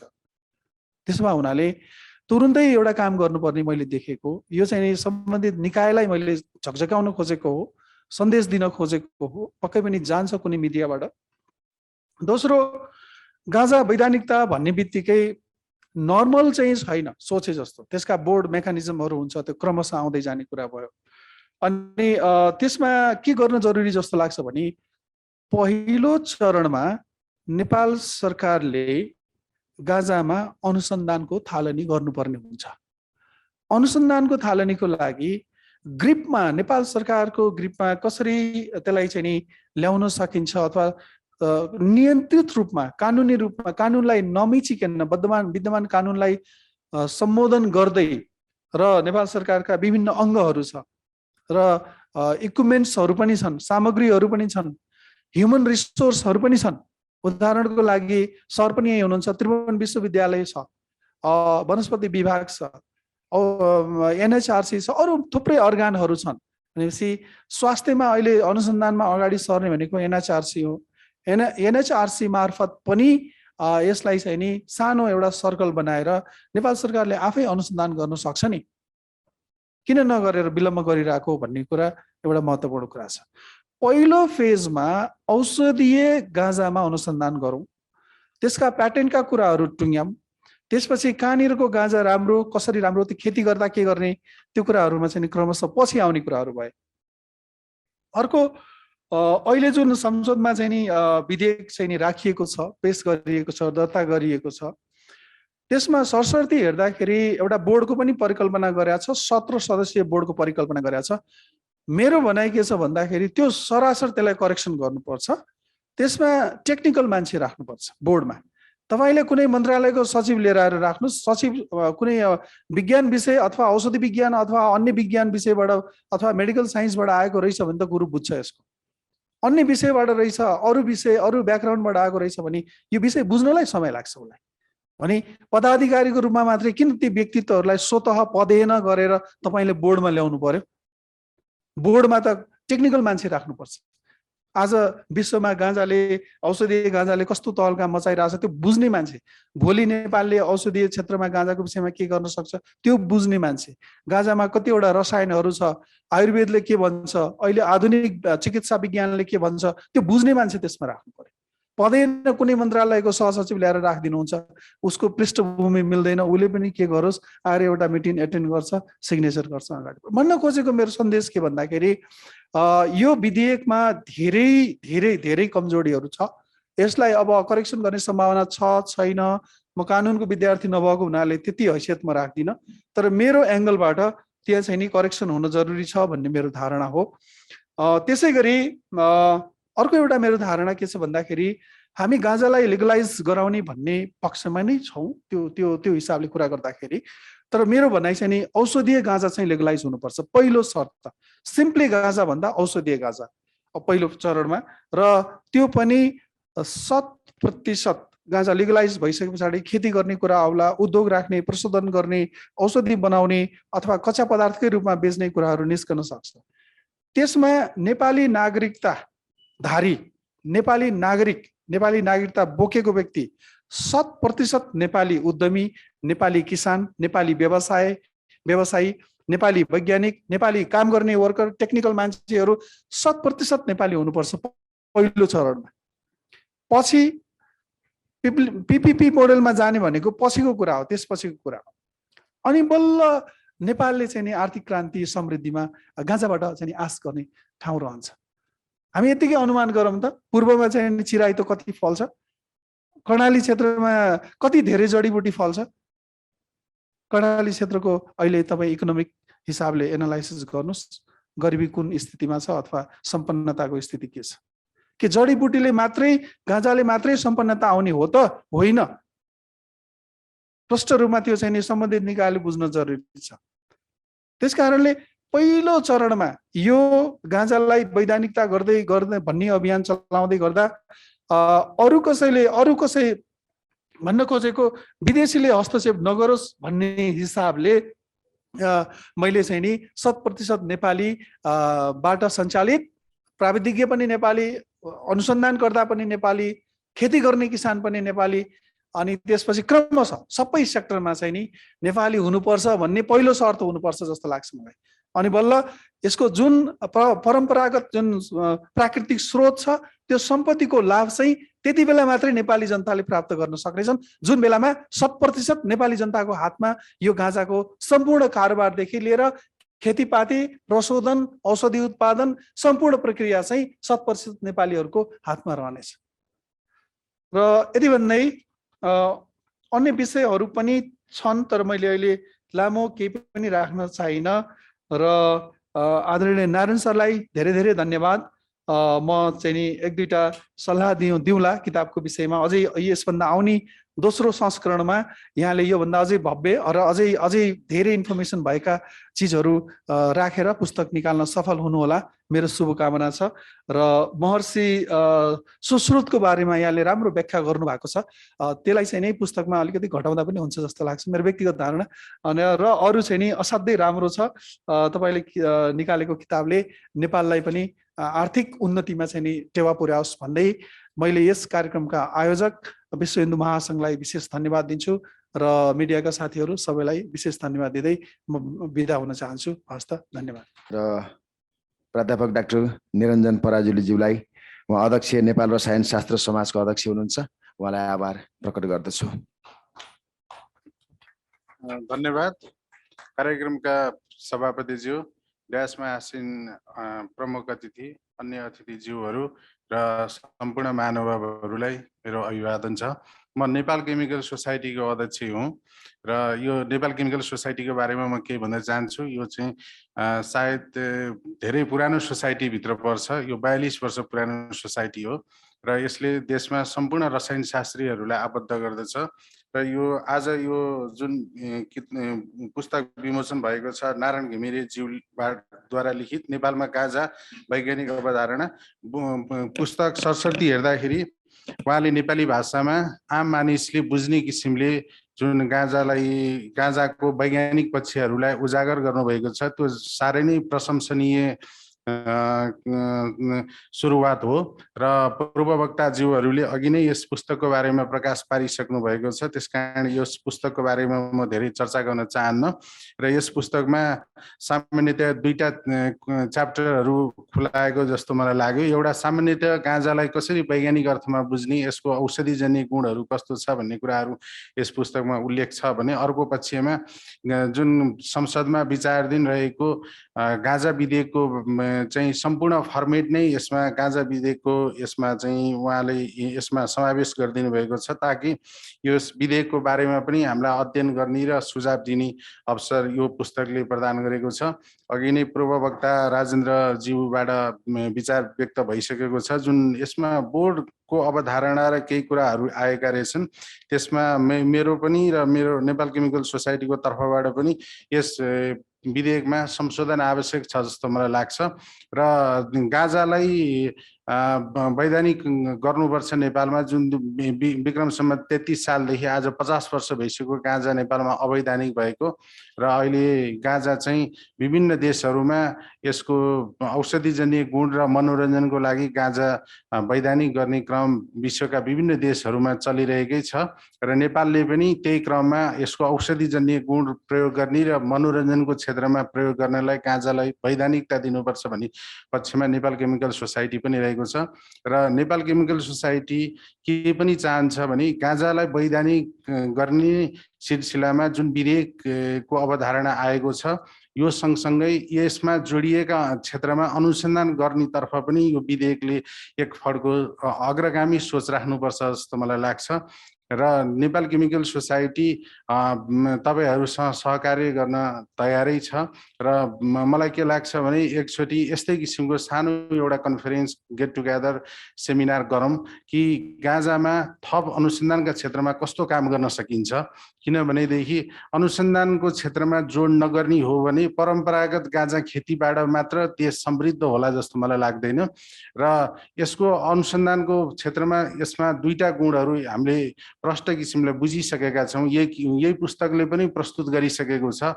यसको चाहिँ फार्मास्युटिकल भ्यालु, यसबाट औषधिजन्य गुण भएका वस्तुहरू प्रयोगमा ल्याउने र त्यसलाई औषधिको रूपमा प्रयोग गर्ने एउटा पक्ष छ भनेदेखि अर्को पक्ष यसमा एकदमै राम्रो किसिमको फाइबर पाइन्छ, जुन फाइबरबाट अघि नै पूर्ववक्ता ज्यूहरूले प्रस्तुत गर्नु भइसकेको छ कि यसबाट राम्रो किसिमको चाहिँ मटेरियलहरू, कपडाहरू, अरू चिजहरू धेरै उत्पादन गर्न सकिन्छ। र अहिले पछिल्लो समयमा नेपालमा मेटेरियल साइन्टिस्टहरू पनि धेरैजना विदेशबाट विज्ञको रूपमा नेपालमा आइसक्नु भएको छ। उहाँहरू धेरै वर्ष पिएचडी पोस्टडक मेटेरियल साइन्समा गर्नुभएका विज्ञहरू हुनुहुन्छ। त्यसकारण त्यस्ता विज्ञ मेटेरियल साइन्टिस्ट विज्ञहरूलाई राखेर र रसायन शास्त्रीहरू र फार्मासिस्टहरूलाई राखेर, जुन अघिको पूर्ववक्ता उहाँ फार्मासिस्ट हुनुहुन्छ, उहाँहरूको अलग सोसाइटी छ, उहाँहरूको अलग समुदाय छ। त्यसकारण औषधि विज्ञानको क्षेत्रमा अनुसन्धान गर्नको लागि धेरै पाटाहरू चाहिन्छ। पहिलो अनुसन्धानको प्रथम चरणको फर्स्ट फेजको अनुसन्धान गर्ने भनेको केमिस्टले नै हो र त्यसपछि केमिस्टले यसमा औषधिजन्य गुण छ भनिसकेपछि त्यसलाई चाहिँ फर्मुलेसनमा लैजाने कुरो फार्मासिस्टले गर्ने हो। र यसमै गाँजाको अर्को पक्ष यसको चाहिँ फाइबरलाई युज गर्ने हो भने हामीले मेटेरियल साइन्टिस्टलाई पनि इन्क्लुड गर्नुपर्छ। त्यस कारणले मलाई के लाग्छ भने केमिस्ट, फार्मासिस्ट र मेटेरियल साइन्टिस्टहरू राखेर चाहिँ यसमा चाहिँ एउटा बृहत बहसको आवश्यकता छ जस्तो मलाई लाग्छ। त्यसो भने यो विधेयकमै पनि एउटा समावेश गर्न सकिन्छ, एउटा अनुसन्धानको अवधारणा ल्याउन सकिन्छ, ताकि यसले अब विधेयक आउने ऐन बन्ने भन्ने कुरो पटकै पछि यो संशोधन भइरहने कुरा होइन। एकचोटि ऐन बनिसकेपछि फेरि त्यसलाई परिमार्जन गर्न, संशोधन हुन यसमा धेरै वर्ष लाग्छ, 10औं वर्ष लाग्न सक्छ। यो सजिलो काम छैन। त्यसले गर्दाखेरि यसलाई गाँजालाई वैधानिक गर्ने सिलसिलामा रहँदैखेरि यसमा जोडिएका अनुसन्धानका पक्षहरूलाई पनि हामीले समेट्न सक्यौँ भनेदेखि यो सार्थक हुन्छ जस्तो लाग्छ भन्दै यो म आफ्ना धारणाहरू यिनै बन्द गर्न चाहन्छु, किनभने वक्ताहरू पनि धेरै हुनुहुन्छ, कार्यक्रम पनि अलि लामो भइसक्यो जस्तो लाग्छ। र अन्तिममा नारायण घिमिरेज्यूलाई म धन्यवाद दिन चाहन्छु, किनकि उहाँले नेपाली समाजमा नेपाली भाषामा बुझ्ने किसिमले यसका वैज्ञानिक पक्षहरू राखेर पुस्तक सार्वजनिक गर्नुभएको छ। र साथै म अन्तिममा के भन्न चाहन्छु भने जसरी उहाँले यो नेपाली भाषामा लेख्नुभयो, मसँग आबद्ध मेरो रिसर्च ग्रुपले यही गाँजाको सम्बन्धमा र यसको औषधिजन्य गुणको सम्बन्धमा हामी 6 महिनाभित्रमा अन्तर्राष्ट्रिय जर्नलमा एउटा रिभ्यू आर्टिकल लेख्दैछौँ र त्यसले यसको गाँजाको औषधिजन्य गुणलाई हामीले इन्टरनेसनल कम्युनिटीमा, साइन्टिफिक कम्युनिटीमा यो पुस्तकले नेपाली कम्युनिटीलाई त उजागर गर्यो, हामी अन्तर्राष्ट्रिय कम्युनिटीमा पनि भएका अनुसन्धानहरूलाई हामी कम्प्रिहेन्सिभ रूपले रिभ्यू आर्टिकल लेख्दैछौँ र 6 महिनाभित्रमा हामी त्यो अन्तर्राष्ट्रिय जर्नलमा त्यो शोध लेख प्रकाशन गर्ने सोचाइमा छौँ र हामी सफल हुन्छौँ भन्ने आशा गरेको छु भन्दै मेरा शब्दहरू यिनैमा आजलाई शब्दहरू यिनै छोटाउन चाहन्छु र आयोजकलाई मलाई निमन्त्रणा गर्नुभएकोमा विशेष धन्यवाद। हस्, नमस्कार। नेपाल सरकारका पूर्व सचिव भीम उपाध्यायज्यूलाई आजको कार्यक्रमको बारेमा बोलिदिनु हुनको लागि हार्दिक अनुरोध गर्दछु। धन्यवाद। नमस्कार। आजको यो कार्यक्रम आयोजक विश्व हिन्दू युवा सङ्घका अध्यक्ष ऋषि भाइ, डायसमा विराजमान विज्ञ प्रोफेसरहरू, लिडरहरू, यो गाँजाको 20 वर्षदेखि एकदम यसमा अभियान चलाउने राजीवजी, यहाँ सबै अगाडि बस्नुभएका सम्मानित व्यक्तित्वहरू सबैलाई फेरि म अभिनन्दन गर्न चाहन्छु। आज मूल मुद्दा चाहिँ नि यो किताब हाम्रो हातमा परेको छ। एकदम सानो किताब छ तर धेरै महत्त्वपूर्ण, सायद गाँजाको लागि नेपालमा सर्वसाधारणले बुझ्ने भाषामा एउटा वैज्ञानिकको कलमबाट, विज्ञको कलमबाट, धेरै मैले पनि बोले होला, अरू पनि बोलेका छन्, लेखेका छन्, नेताले बोलेका छन्, जनरल मान्छेले बोलेका छन्, किनभने सबैको चासोको विषय हो, बोल्नु पर्यो, आखिर जनताको लागि हो। तर यो कलम चलाउँदाखेरि अक्षरमा कुरा गर्दाखेरि विज्ञले लेखेको कुराको भ्यालु नै सबभन्दा माथि हुन्छ। हामीले डेभलप कन्ट्री र अन्डर डेभलप कन्ट्री भनेर फरक छुट्यायो भने डेभलप कन्ट्रीमा विज्ञको आधारमा हिँड्छ, अन्डर डेभलप कन्ट्रीमा विज्ञहरू अरूको आधारमा हिँड्छ। फरकै यति हो। डेभलप कन्ट्रीमा विज्ञहरूको रिसर्च चलिरहेछ, जनताको ओपिनियन पोल चलिरहेछ, दिनदिनै कुनै न कुनै ठाउँमा बिल पेश भइरहेछ, त्यहाँ चाहिँ बहस भइरहेछ, संसदमा बहस भइरहेछ, चलिरहेछ। हाम्रो संसद रोकिन्छ। अथवा के बहस हुन्छ? यहाँ महाधिवेशनहरू चलिरहेछ, यो चलिरहेछ, के बहस हुन्छ? यस्तो बेलामा यो टाइममा यो किताब आएको छ। किताब धेरै सानो छ, 90 पेज। तपाईँहरूलाई हामीलाई यदि गाँजाको बारेमा केही थाहा छैन, खालि गाँजा भनेको नसालु पदार्थ मात्रै हो भन्ने मात्रै थाहा छ भने 2 घन्टा मात्र लाग्छ पढ्न। र गाँजाको बारेमा केही थाहा छ, त्यसको टर्मिनोलोजीको बारेमा के छ, हाम्रो शरीरसित प्रकृतिसित यसको सम्बन्ध के छ भने केही अलिअलि मोटामोटी साधारण सामान्य ज्ञान छ भने 1 घन्टामा पढ्न सकिन्छ।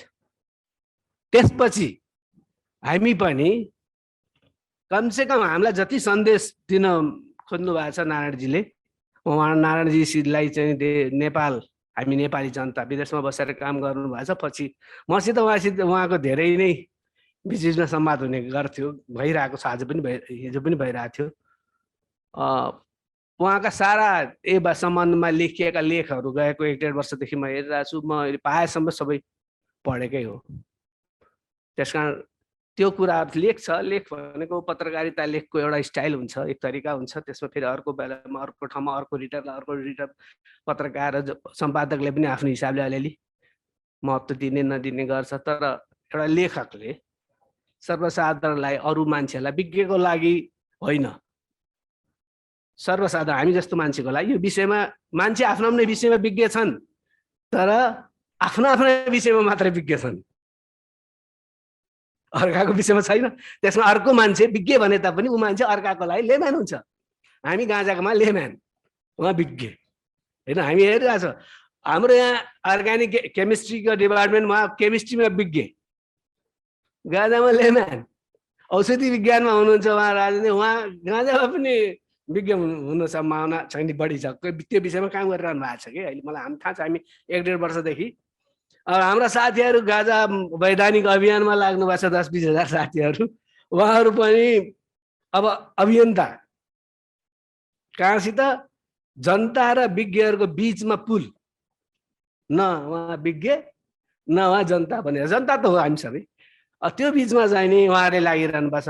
त्यसपछि हाम्रा सांसदहरू जसले चाहिँ नि यसको मुख्य यसलाई पहिला त रोकिया थिएन नि, जब सरकारले रोक्यो 33 सालदेखि, त्यसपछि त फेरि यो कानुनले नै रोकेको कुरा भयो।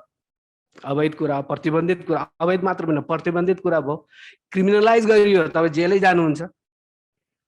खाएमा अलिक कम, खाने हो भने अलिक कम जानुहुन्छ, तपाईँ राख्ने हो भने गाँजामा धेरै जेल जानुहुन्छ, 10 वर्षसम्म पनि जेल जान्छ होइन।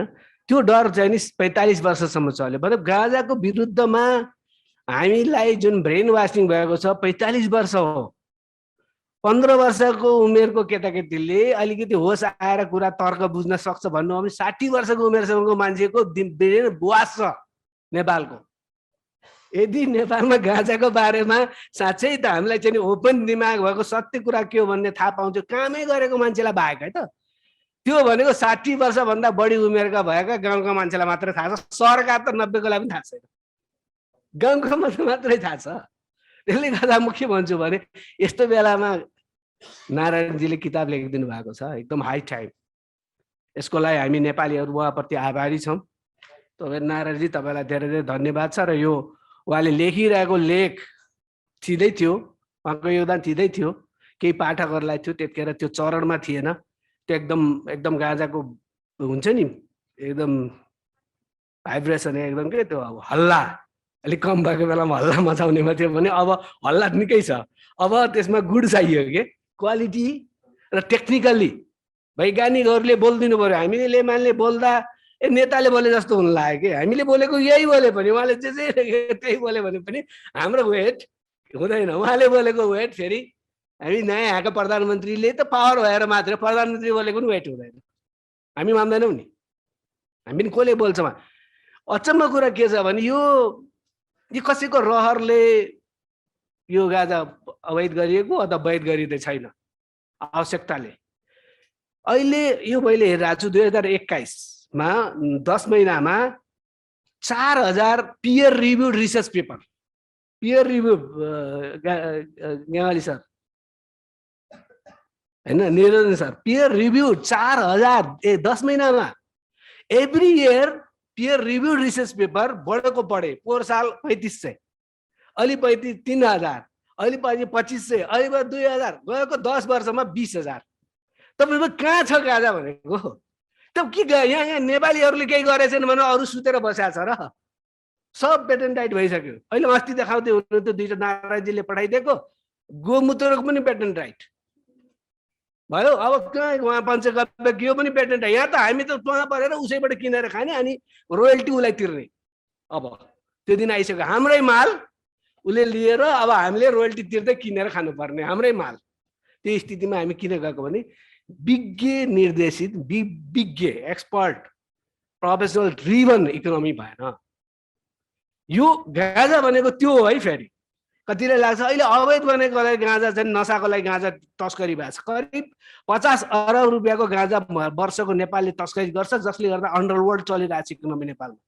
तपाईँलाई कहाँबाट यत्रो पैसा आउँछ? यहाँ कुनै केही भएको छैन। कहाँबाट सेयर बढिरहेको छ? केही उद्योग चलिरहेको छैन। सारा आयातको आयात छ, 90% आयात छ, 10% निर्यात गर्दैनौँ। विदेशी पैसा कहाँबाट आइरहेछ? त्यो पैसा कहाँ युज भइरहेछ? कसरी हुन्डीमा चलिरहेको छ? अहिले जुन पैसा चलिरहेको छ हामी देख्छौँ ब्याङ्किङ त्यहाँ 2 गुणा बढी हुन्डीबाट पैसा आइरहेछ। क्यासका क्यास 50 लाख 60 लाखको ड्याम नाम पक्रिरहेछ। नपक्रेको कतिको कति त पक्रेको 2% पनि होइन। गाँजा जुन पक्रेको देख्नु भएको छ नि त्यो 5% पनि होइन। खुलेर ढ्वाङबाट छिराएको गाँजाको 50 अरब रुपियाँ त हिसाब छ। अब के अनि त्यो 50 अरबको बिजनेस गर्नेले तपाईँलाई वैध गराइन्छ? वैध गर्न दिन्छ? विभिन्न तर्क लाएर ब्रेन वास गरिदिएको कुरा हो। अब कसलाई छ त? हामी नेपालीहरू कृषिमा आधारित, कृषि प्रधान त भएन, कृषिमा आधारित। जो भए पनि तेरो घर कहाँ हो, तेरो जग्गा कहाँ छ सोधिन्छ। नेपालीहरू घर कहाँ सोध्छ नि त सुरुमा, होइन? हामी यसो हेरे पनि यसो हेरौँ।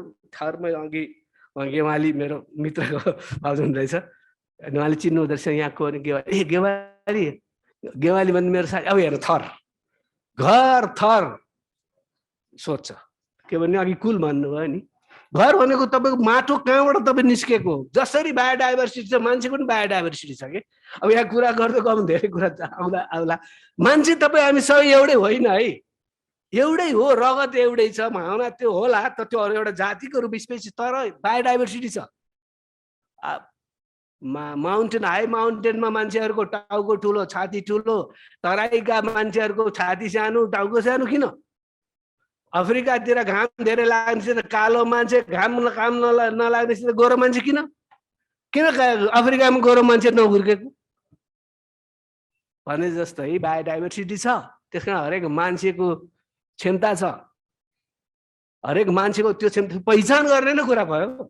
त्यस्तै गाँजाको कुरा छ कि नेपालमा पाइने गाँजा मलाई थाहा छैन लेटेस्ट रिसर्च के भइरहेको छ। साथीहरूलाई जसले यसमा काम गर्नुभयो होला बहुत कमले काम गर्नुभएको छ है, किनभने अवैध भइदियो, डर भयो नि त। तपाईँले एउटा गाँजा बोकेर 20 ग्राम गाँजा केही गरेर यसो औषधि बनाएर पक्रिदियो भने बेकार लफडामा पर्नु भयो। तपाईँले गाँजामा पक्रेको मान्छेलाई अरूले सहयोग पनि गर्दैन। बडा खराब कुरा छ कि, होइन? मलाई भनिदिनु होला टाइम कति बाँकी छ भने त्यो टुङ्गाइन्छ। अघि नै यो कुरा जति लगे पनि जान्छ छैन। ल एकछिन ट्विटरमा यसले गर्दाखेरि मेरो भनाइ के छ भने यसमा हामी 1.5 वर्ष म यो गाँजाको विज्ञ होइन, 1.5 वर्ष चिज त पाए जतिको मटेरियल पढेको पढाइछु, पाए जतिको है। किताब डाउनलोड त मलाई लाग्छ 100 किताब डाउनलोड भइसकेको छ गाँजाको। अब त्यो हेर्ने कहिले हो? त्यो इलेक्ट्रोनिक भएको अलिक गाह्रो। यस्तो हार्ड कपीमा पाए पढिदिइहाल्थेँ 1.5 घन्टामा। दिनको 3-4 किताब पढेर सक्ने मान्छे हो म कुनै जमानामा। 3-4 प्यारलली किताब पढ्दिनँ। तर आजकल किताब पढ्दै इन्टरनेटमै समय जान्छ, लेख्नु पनि पर्यो। त्यसले गर्दा किताब यसो हार्ड कपी नपार्यो। हार्ड कपी किन्नले धेरै महँगो छ। गाँजाको किताब एउटै त $50, $100, $200। अब कहाँ डलरको पैसा? नेपाली त छैन, डलर कहाँबाट भने जस्तो भइरहेछ। त्यसले गर्दाखेरि मलाई के भने त्यो नपाएर त्यो किताब पढ्न बाँकी छ। मलाई के लाग्छ हामी जो बोलिरहेको छौँ 99% मान्छे जो बोलिरहेछ जसलाई गाँजाको बारेमा 1% पनि ज्ञान छैन। उसले जनमत क्रिएट गरिरहेछ। हेर्नु मान्छे बडो खराब छ, हल्लै हल्ला मत आयो भने त्यही जनमत हुन्छ कि त्यो जनमत भइसकेपछि त्यो नेगेटिभ जनमत भइदिएपछि सम्हाल्नै मुस्किल पर्छ। अहिले जुन हाम्रो स्टिगमा हो नि जुन यसलाई खराब खराब भनेको वा त्यो जनमत खराब जनमत। अब यसलाई ठिक जनमत भयो 1-1.5 वर्षमा एकदम धेरै कुरा परिवर्तन भयो। अब लतारेर हुन्छ के हिजो भर्खर हेरिरहेको थियो सरकार बन्यो अस्ति जर्मनीमा। जर्मनी युरोपको युरोपियन युनियनको सबभन्दा ठुलो इकोनोमी हो। त्यो जर्मनी हिँड्यो भने अरू लतारेर जान्छ। उसले चाहिँ गाँजा नयाँ सरकार बन्यो मर्केल गएपछि उसले गाँजा बैद गर्ने भयो जनवरी फेब्रुअरीमा हुन्छ। अब ऊ यो मात्र होइन किसानले खेती त्यो अर्को डिपार्टमेन्ट डार्कोटी डिपार्टमेन्ट हेर्दै हेर्दैन कृषि विभागले हेर्ने गरी हाम्रो धान गहुँ गरे जस्तै उसले त्यहीबाट हेर्छ त्यहीबाट कन्ट्रोल गर्छ। आखिर धान गहुँ पनि जे पाए त्यही उत्पादन गर्न पाइन्छ जे पाए त्यही पेस्टिसाइड हाल्न पाइन्छ र चेक गऱ्यो भने त तिमी त थुनामा जान्छ नि यहाँ पनि त्यही त हो भनेर लागिरहेछ। मोरक्को भर्खरै हिजो अस्ति देखिरहेको थियो कोस्टारिकाको सांसद त्यहाँ पनि नेताहरू जहाँ पनि त्यस्तै संसदले पास गर्यो गाँजा बैद गर्ने 4वटा सांसद 5वटा सांसद त विरोधी रहेछ। त्यसले गरेर सर्वोच्चमा पठाइदियो मुद्दा हाल्दैछ। मुद्दा हाल्यो सर्वोच्चले केही छैन यसमा कुनै मुद्दा हाल्नुपर्ने कानुनी हालसँग केही छैन फिर्ता गरिदिएछ त्यसलाई। त्यहाँ गएर त्यो मेक्सिकोमा त्यस्तै भएको छ। अब संसदले पास गर्यो अब गएर चाहिँ के अरे पासै गर्न मान्दैन। एउटा अडबङ्गा नेपाल जस्तै होइन गरिरहने सर्वोच्चमा मुद्दा हाल्दा सर्वोच्च पास गर भन्दैछ सर्वोच्चले। कुनै ठाउँमा सर्वोच्चले नगर भन्ने कुनै ठाउँमा सर्वोच्चले गर्यो त्यही देशमा। अब यसो हेरेको लेबनान त्यो मुस्लिम कन्ट्री लेबनान मोरक्को अहिले भर्खरै युएईले गाँजा प्रथमपल्ट पकडेको खाएको पकडेमा सजाय नदिने गरिदिइहाल्यो भर्खरै 1 हप्ता अगाडि कुरा गर्दै युएईले। त्यो विभिन्न त्यहाँ युएईमा धेरै सहरहरू अलग अलग राज्यहरू छ होइन त्यो फरक त हुँदो रहेछ। भने के हो भने यस्तो कम्पिटिसन चलिरहेछ गाँजा प्रयोग गर्ने गाँजाबाट बढीभन्दा बढी कमाउने। सुरुमै मैले कसरी कमाउने हामी कहिले काहीँ जग्गा बेचेर कमायौँ कहिले कार्पेट गरेर कमायो कहिले के गरेर कमायो नि। त्यो पहिला अर्ली बर्ड्सहरू के बिहानै उठ्ने चराले किराहरू खान पाउँछन् किरा फट्याङ्ग्रा पछि उठेपछि त घामले चरा किरा फट्याङ्ग्रा पनि लुक्छ अनि खान पाउँदैन। त्यसमा अर्ली बर्ड्सले खाए जस्तै यो अर्ली बर्डको काम हो के। अरू यो फेरि किसानले गर्दा किसानले त अहिले स्मग्लिङ गरेर कमाइरहेको छ है पकडेका पनि छन् 9-10 हजार जेलमा छन् होइन। अब त्यो होइन गाँजाको वैध गर्न साथ यो सबै अवैध धन्दा बन्द हुन्छ। किनभने वैधबाट कमाउने कि अवैधबाट कमाउने भन्ने प्रश्न उठ्छ। वैधबाटै कमाइन्छ को अवैध काम गर्छ? म खेती गरेर कमाउँछु भन्छ। अरब कन्ट्री यताउता बसेको 10-20 लाख पैसा लिएर आउने साथीहरूले सबैले यहाँ लगानी गर्छु भनेर लागिदिनु भएको छ। जापानिज कम्पनीहरू जापानमा त अवैध छ यहाँ म लगानी गर्छु भनिरहेको छ। अफगानिस्तान भर्खरै तालिबानले अस्ट्रेलियन कम्पनीसित एग्रिमेन्ट गरेर गाँजाको चाहिँ नि उत्पादन गर्ने भयो कि औषधिहरू विभिन्न गुड्सहरू अफगानिस्तान पाकिस्तानले गरिदिइसक्यो। तपाईँ सबभन्दा एकदमै के भन्छ नि एकदम अनलिबरल के भन्छ यसलाई अलि केही पनि मान्ने कि केही पनि कुरामा लिबरलै नहुने मुस्लिम कन्ट्रीहरू अनुदान अब सबभन्दा अनुदान भनेको मुस्लिम कन्ट्री हो। अनि यताबाट चीन हो है। चीनको तपाईँ थाहा चीनले गाँजा संसारमा गाँजाको CBD सबभन्दा धेरै निर्यात गर्छ। विश्वमा सबभन्दा धेरै गाँजाको उत्पादन वस्तु निर्यात गर्ने चीन हो। ऊ अवैध छ त्यहाँ प्रतिबन्धित छ जेलै जानुहुन्छ तपाईँ के गाँजाको फार्म यति ठुलो छ। मलाई अस्ति अर्को साथीले त्यो फार्म घुमेर आउनुभएको रहेछ। ड्राइभ गरेर गएको 15 मिनट त गाँजाको झाडीमै दौडेको राम्रै बाटो छ अरे गाँजाको झाडी जाँदा 15 मिनट गाडीमै लाग्यो भने कस्तो होला गाँजाको त्यो फार्मभित्र। जङ्गलमा त अब हाम्रो सुक्ला फाटा के अरे यहाँ चितवन नेसनल पार्कभित्र उल्याए जस्तै के त्यस्तो बाटो होइन। बाटो त्यो त घन्डागुन्डुङ पनि होइन एकदम शानदार बाटो कुदेर।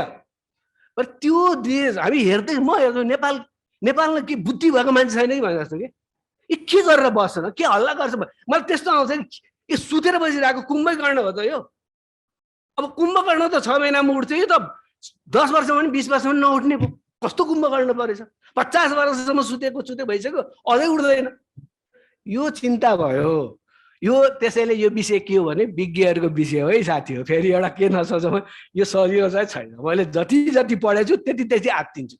ए भाइ सकिन्छ, हरेक ठाउँमा ल्याब चाहिन्छ। हेर्नु तपाईँको त्यो वनस्पति कस्तो छ, त्यसमा टिएचसी कति छ, त्यसको एक्सट्र्याक्सन गर्दा के हुने, त्यसको क्वालिटी के, पेस्टिसाइड के सबै के, त्यो सबै कुरा कसको हातमा भने उहाँहरू प्रोफेसरहरू, केमिस्टहरू, उहाँहरूकै हातमा जान्छ। बोटनिस्टहरू, फुड टेक्नोलोजिस्टहरूले प्रोडक्सन गर्नुहुन्छ, अनि इन्डस्ट्रियलिस्टहरू फ्याक्ट्री बनाउनुहुन्छ, व्यापारीहरूले निर्यात आयात गर्नुहुन्छ, विदेशी पैसाको कुरा छ। अब सर्वेलेन्स गरेर सेक्युरिटी गर्नुपर्छ, तस्करी होला, लुटिएला कसैको धन सम्पत्ति। अब तपाईँको बारी छ, गाँजाको बारी, करोड रुपियाँको बारीसम्म लुट्न पनि त आउला नि त गुन्डाहरू, माफियाहरू। यो सबै कुराबाट हेर्दाखेरि तपाईँको धेरै कुरामा काम गर्न बाँकी छ। जब हामीले अहिले सिनको पनि माछा छैन, जुन ऐन आएको हो, यसले एउटा विधेयक जुन दर्ता भएको छ, यसले तपाईँलाई हामीले यति बोल्ने साहस दिएको होइन भने बडो गाह्रो हुन्थ्यो। विधेयक आइसकेपछि पब्लिक डिबेटको लाग्यो, त्यस कारण अब हामी बोल्नुपर्छ, बोल्न थालेको। त्योभन्दा अगाडि बोल्थ्यौँ हामी केही, अब धेरैले बोल्न थाले। खुसी कुरा यो छ। यस कारणले गर्दाखेरि अब नेपालले सुतेर बस्यो भने पनि लतारेरै लान्छ।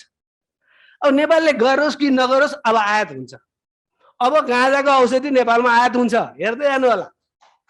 यो नेपालले गर्ने कि नगर्ने अर्थै छैन। यो युएनमा कसरी नेपालले सही गर्यो अहिले त्यो गाँजालाई वैध गर्नुपर्छ भनेर? होइन, 5 नम्बर सेड्युलमा सबभन्दा खतरनाक लागु औषधिबाट माथि किन ल्यायो? किन ल्यायो?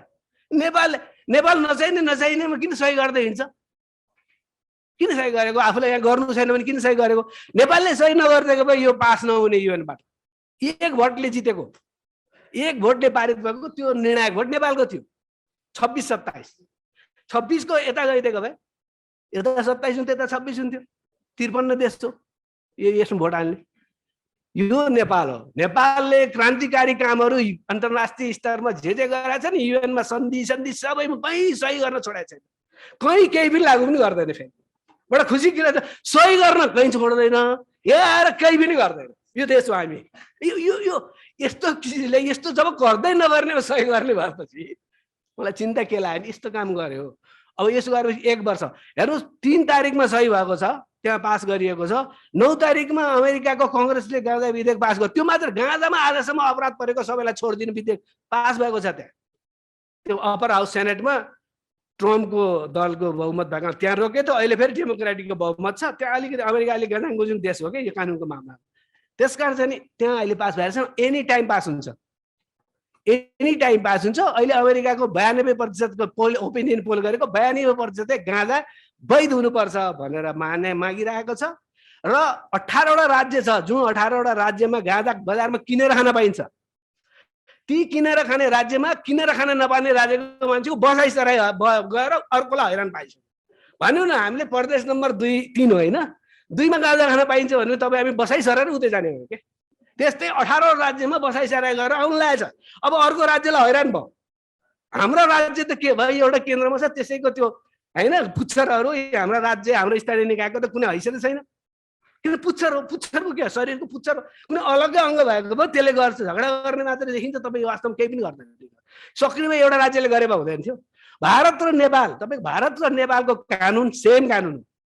नेपालले भन्दा भारतले 10 वर्षपछि कानुन अवैध गरेको। नेपाललाई किन जान्ने हुनु परेको 10 वर्ष अगाडि? भारतले 10 वर्षपछि गर्यो। भारतको 8 राज्यमा वैध छ, त्यही कानुन हो। नेपालमा एउटा राज्यमा वैध छैन, गर्दै गयो भएन। भनेपछि यो स्थितिमा हामी छौँ। यस्तो कुम्भकर्ण जो 6 महिना होइन कि 50 वर्ष सुत्छ, यसलाई जगाउने कुरा, यो काममा चाहिँ ठुलो योगदान उहाँले गर्यो। अब नेपाली भाषामा चाहिँ अङ्ग्रेजीमा त पढ्नु परेन। अङ्ग्रेजीमा पढे बुझिन्छ कति, भनिन्छ कति, के होला होइन। सबैलाई त नेपाली भाषामा चाहिँ अब त यो पढ्न नजान्ने त कोही छैन होला। यो एउटा आयो, यो आइसकेपछि यसमा के गर्छ? सबै छ, सबै कुरा छैन। सबै कुरा कहाँ सम्भव छ? मैले त 50-60वटा किताब त मैले डाउनलोड गरिसकेपछि त कति होला त्यहाँ, अरू थाहै नभएको कति होला। पैसा फ्री पाउने भएर डाउनलोड गरेको, पैसा पाउने हो त्यो पनि हुँदैन, पैसा पर्ने भएको फ्री पाइन्छ कि छ वेबसाइटमा। यहाँ सबैसित मेरो अनुरोध के भने, अब यो प्रचार चाहिँ गर्ने हामीले स्टार्ट गर्ने हो। यो हामी आफैलाई केही कुराको छैन। म बिरामी भयो नि, म हेर्नुहोस्, यो बिचमा 1-1.5 वर्षदेखि धेरै मान्छेको सम्पर्कमा छु। मलाई चिन्ता लाग्छ, यति धेरै किडनी किन बिग्रियो? यति नेपालीहरू क्यान्सरको किन बिरामी छ, किडनी र यति बिरामी मान्छेहरूको अनिद्रा किन छ, यति धेरै मान्छेहरूको पेट किन खराब छ, यति धेरै मान्छेको मिग्रेन टाउको दुख्ने रोग किन छ, यो सबै तपाईँको हाम्रो शरीरभित्रको, मेरो अनुमान रिसर्च गरेको छैन है, हाम्रो शरीरमा आन्तरिक गाँजा प्रणाली हुन्छ, त्यो 1985 मा पत्ता लागेको। आजसम्म डाक्टरलाई, एमबिबिएस डाक्टरलाई पनि थाहा छैन, धेरै डाक्टरलाई थाहा छैन जो 1985 भन्दा पहिले पढेको होला। अहिलेको डाक्टरले पनि त्यो पढाइ हुँदैन भन्ने मैले सिलेबसमा छैन। इन्डोक्रिनामाइड सिस्टम भन्ने हुन्छ हाम्रो बडी, त्यो सिस्टम त्यो सबभन्दा मेन स्विच हो। त्यो हाम्रो सिस्टममै 11 वटा सिस्टम छ। हाम्रो सिस्टम सबैलाई रेगुलेट गर्ने सिस्टम, मेन सिस्टम त्यो रहेछ। बल्ल त 1985 मा थाहा भयो। हाम्रो शरीरमा जुन गाँजा तत्त्व छ, आनन्द दिने गाँजा, जुन आनन्दको लागि नै खाएको गाँजा सुरुमा मान्छेहरूले, त्यो आनन्द भनेको त्यो तत्त्वलाई चाहिँ जुन भनेको छ, त्यो तत्त्वलाई आनन्दमाइड भनिन्छ। त्यही आनन्द आउनु भने उसको नाम आनन्दमाइड राख्यो, वैज्ञानिकहरूले राख्यो, हामीले राख्यो होइन, इजरायली वैज्ञानिकले पत्ता लगाए। अहिले रिसर्चमा सबभन्दा अगाडि नम्बर 1 हुन त अमेरिकामा जति रिसर्च पेपर, संसारको आधा रिसर्च अमेरिकामा हुन्छ, बाँकी विश्वमा। त्यो सबभन्दा सरकारी तौरबाट सबभन्दा अगाडि बढेर रिसर्च गर्ने इजरायल हो। राफल मसुलम भन्ने उहाँ फादर अफ यो गाँजा रिसर्च क्षेत्रको फादर अफ के भन्छ, यो क्यानाबिस रिसर्च भन्छ के, उहाँ राफल मुसलिम। उहाँको इन्टरभ्यू अहिले पनि सुन्दा कस्तो छ के, मान्छे 92 भइसक्नु, अहिले पनि उति नै दमदार छ कुरा। यो सबै कुराले हेर्दा के भने हामीले रिसर्च बेस्ड अब प्रोफेसनल सबै काम चाहिँ गर्न एकदमै जरुरी छ। यो किताबले प्रारम्भिक देश छ। यो किताबबाट नारायणजीले यसका हरेक च्याप्टर मात्र होइन कि यसभन्दा अतिरिक्त धेरै कुराहरू, उहाँसित धेरैको ज्ञान छ। त्यो किताबको रूपमा अझै पक्कै पनि आउनेछ। अरू गाईमा लेख्नु भएको छ, अरूमा लेख्नु भएको धेरै किताबहरू उहाँको आउँदैछ। केही दिनमा तपाईँ यस्ता कार्यक्रमहरू निरन्तर गर्नुपर्ने स्थिति हुनसक्छ विश्वयुद्ध युवा सङ्घलाई होइन, यस्ता कार्य, किनकि उहाँको धेरै किताबहरू आउँदैछ। यस्तै हाम्रो पूर्वीय शास्त्रमा भएका, आयुर्वेदमा भएका यस्ता विषयहरू छ। यही विषयमा काम गर्नु मलाई यसले मलाई धेरै खुसी लागेको छ। अब कतिले मलाई तैँले पनि लेख, म के हो लेम्यानले किताब लेख्नु र नेताले लेख्नु के फरक अर्थ भयो नि, किताब लेख्ने भने अब यो किताब प्रचार गर्ने चाहिँ नि काम त पाइयो नि त होइन। यसलाई चाहिँ हामी सबैले कसलाई के हुन्छ प्रचार पनि गरिदिनु पर्यो। अब गिफ्ट केही दिनु मन लाग्यो भने 300 रुपियाँ किताब छ। अब होइन त्यो अलि महँगै हो, सुरुमा फर्स्ट भएछ, तर गिफ्ट दिए पनि हुन्छ कसैलाई 300 रुपियाँ गिफ्ट। तर गिफ्ट ल्याएर घरमा किताब थन्काउने होइन कि पढ्ने मान्छे रहेछ भने होइन, भने किताब चाहिँ गिफ्ट चाहिँ लिने लिएर फाल्ने चाहिँ धेरै देखिन्छ है। त्यसले गर्दाखेरि म यो किताबको सबैले यो विषयभित्र गएर विषयवस्तुहरूमा हाम्रो अग्रज मित्रहरूले बोलिसक्नु भएको छ, त्यसमा धेरै कुरा छैन। त्यसभित्रका कन्टेन्टहरू सरल भाषामा छ। अलिअलि मैले सरल हेरेको छु, ब्राउजिङ गरेको छु होइन पहिले, किन मैले उहाँको किताबहरूको सबै उहाँ लेखहरू पढिसकेको हुनाले मलाई चाहिँ फेरि यहाँ यो एउटा कन्साइज फर्ममा आएको बाहेक मेरोलाई चाहिँ त्यहाँ एकदम भने एउटा किताब फर्मेटमा आयो। पहिला लेख फर्मेटमा थियो, किताब फर्मेटमा आएको छ। यो यसको लागि म बधाई दिन चाहन्छु। नेपाललाई एउटा नेपालको छोरा विदेशमा बसेकोले ठुलो योगदान हो र थुप्रै योगदान हुँदैछ। र यार सबै आयोजकहरू जसले चाहिँ यो कार्यक्रम गरौँ भने अलिकति ढिला सुरु भयो। अब नेपालमा यस्तो अलिकति हुन्छ, कुनै कुरा गर्ने भने दिनभरि लाएर गर्ने हो क्या, हाम्रो काम त्यस्तै हुन्छ। अब गर्ने अब यसमा कुनै टाइम भन्ने, अब यो गर्नेपछि अर्कोको लागि काम अब राख्न पनि हुँदैन। फेरि कुनै पनि एउटा फङ्सनमा तपाईँ जानुभयो भने अर्को फङ्सन नराख्नु, हुनेवालै छैन। त्यो त्यस्तो हुन्छ। अब त्यो नेपालको हाम्रो अब चरित्र संस्कार संस्कृति हो। र हाम्रो नराम्रो पनि मेरो बनाए होइन, जे गर्ने मजाले गर्ने, फुल फ्री भएर गर्ने भन्ने हो। यति भन्दै यहाँ सबैलाई मैले पनि अलि लामै बोलेँ यही सिलसिलामा होइन, यहाँ सबैलाई म धन्यवाद दिन चाहन्छु। र फेरि अर्को उसमा यस्तै हाम्रा मौलिक विषयहरूमा रिसर्च भएको, विज्ञहरूको कलम चलेको, लेम्यानको लागि लेखिएका पुस्तकहरूको धेरै खाँचो छ। यो खाँचो पूर्ति गर्ने काममा अरू विज्ञहरू हाम्रो यहाँ हुनुहुन्छ, उहाँहरूले पनि अलिअलि कलम चलाइदिनु भए यसको चाहिँ ठुलो योगदान हुनेछ, यही अपेक्षा गर्छु। यति भन्दै म बिदा हुन चाहन्छु। धन्यवाद, नमस्ते। तितेपातीका विज्ञ हुनुहुन्छ उत्तम बज्राचार्यज्यू, उहाँलाई मैले अगाडि बोलाउन चाहेँ। यहाँ उपस्थित सबै महानुभावहरू र यहाँ डासमा भएका सम्पूर्ण आदरणीय अतिथिहरू र यहाँ उपस्थित हुनुभएका सम्पूर्ण विद्वान वर्गहरूमा सर्वप्रथम यो हिन्दू विश्व महासङ्घ विश्व हिन्दू युवा सङ्घको तर्फबाट म यहाँहरूलाई धेरै धेरै धन्यवाद दिन चाहन्छु। अब हुन त मलाई कार्यक्रम समापनको बारेमा बोल्नु भएको थियो र तैपनि म मेरो चाहिँ एउटा स्लोगन छ, नारा छ, यो जुन विज्ञानको अन्त्य भएपछि चाहिँ अध्यात्मको सुरु हुन्छ भन्ने। यहाँ विद्वानहरूले चाहिँ होइन धेरै कुरा बोलिसक्नु भयो। म चाहिँ साइन्समा जान चाहन्न, म चाहिँ हाम्रै रीतिथिति हाम्रै परम्परामा आउन चाहन्छु। किनभने यो विदेशको कुरा धेरै कुरा भयो। हाम्रा ऋषिमुनिहरू होइन ले उहाँहरूले किन सेवन गर्नुहुन्छ त? अहिले पनि पशुपतिमा जानुभयो भने उहाँहरूले सेवन गरिराख्नु भएको छ। हामी के छौँ भन्दाखेरि अरूको नलेज चाहिँ हामीलाई धेरै छ, आफ्नो नलेज चाहिँ हाम्रो चाहिँ घुमाउँदै गइरहेछ कि। अहिले यो विश्वमा किन गाँजालाई चाहिँ यो लिगलाइज गर्नुपर्छ भन्ने कुरा चाहिँ यसकै थ्योरीमा आधारित छ।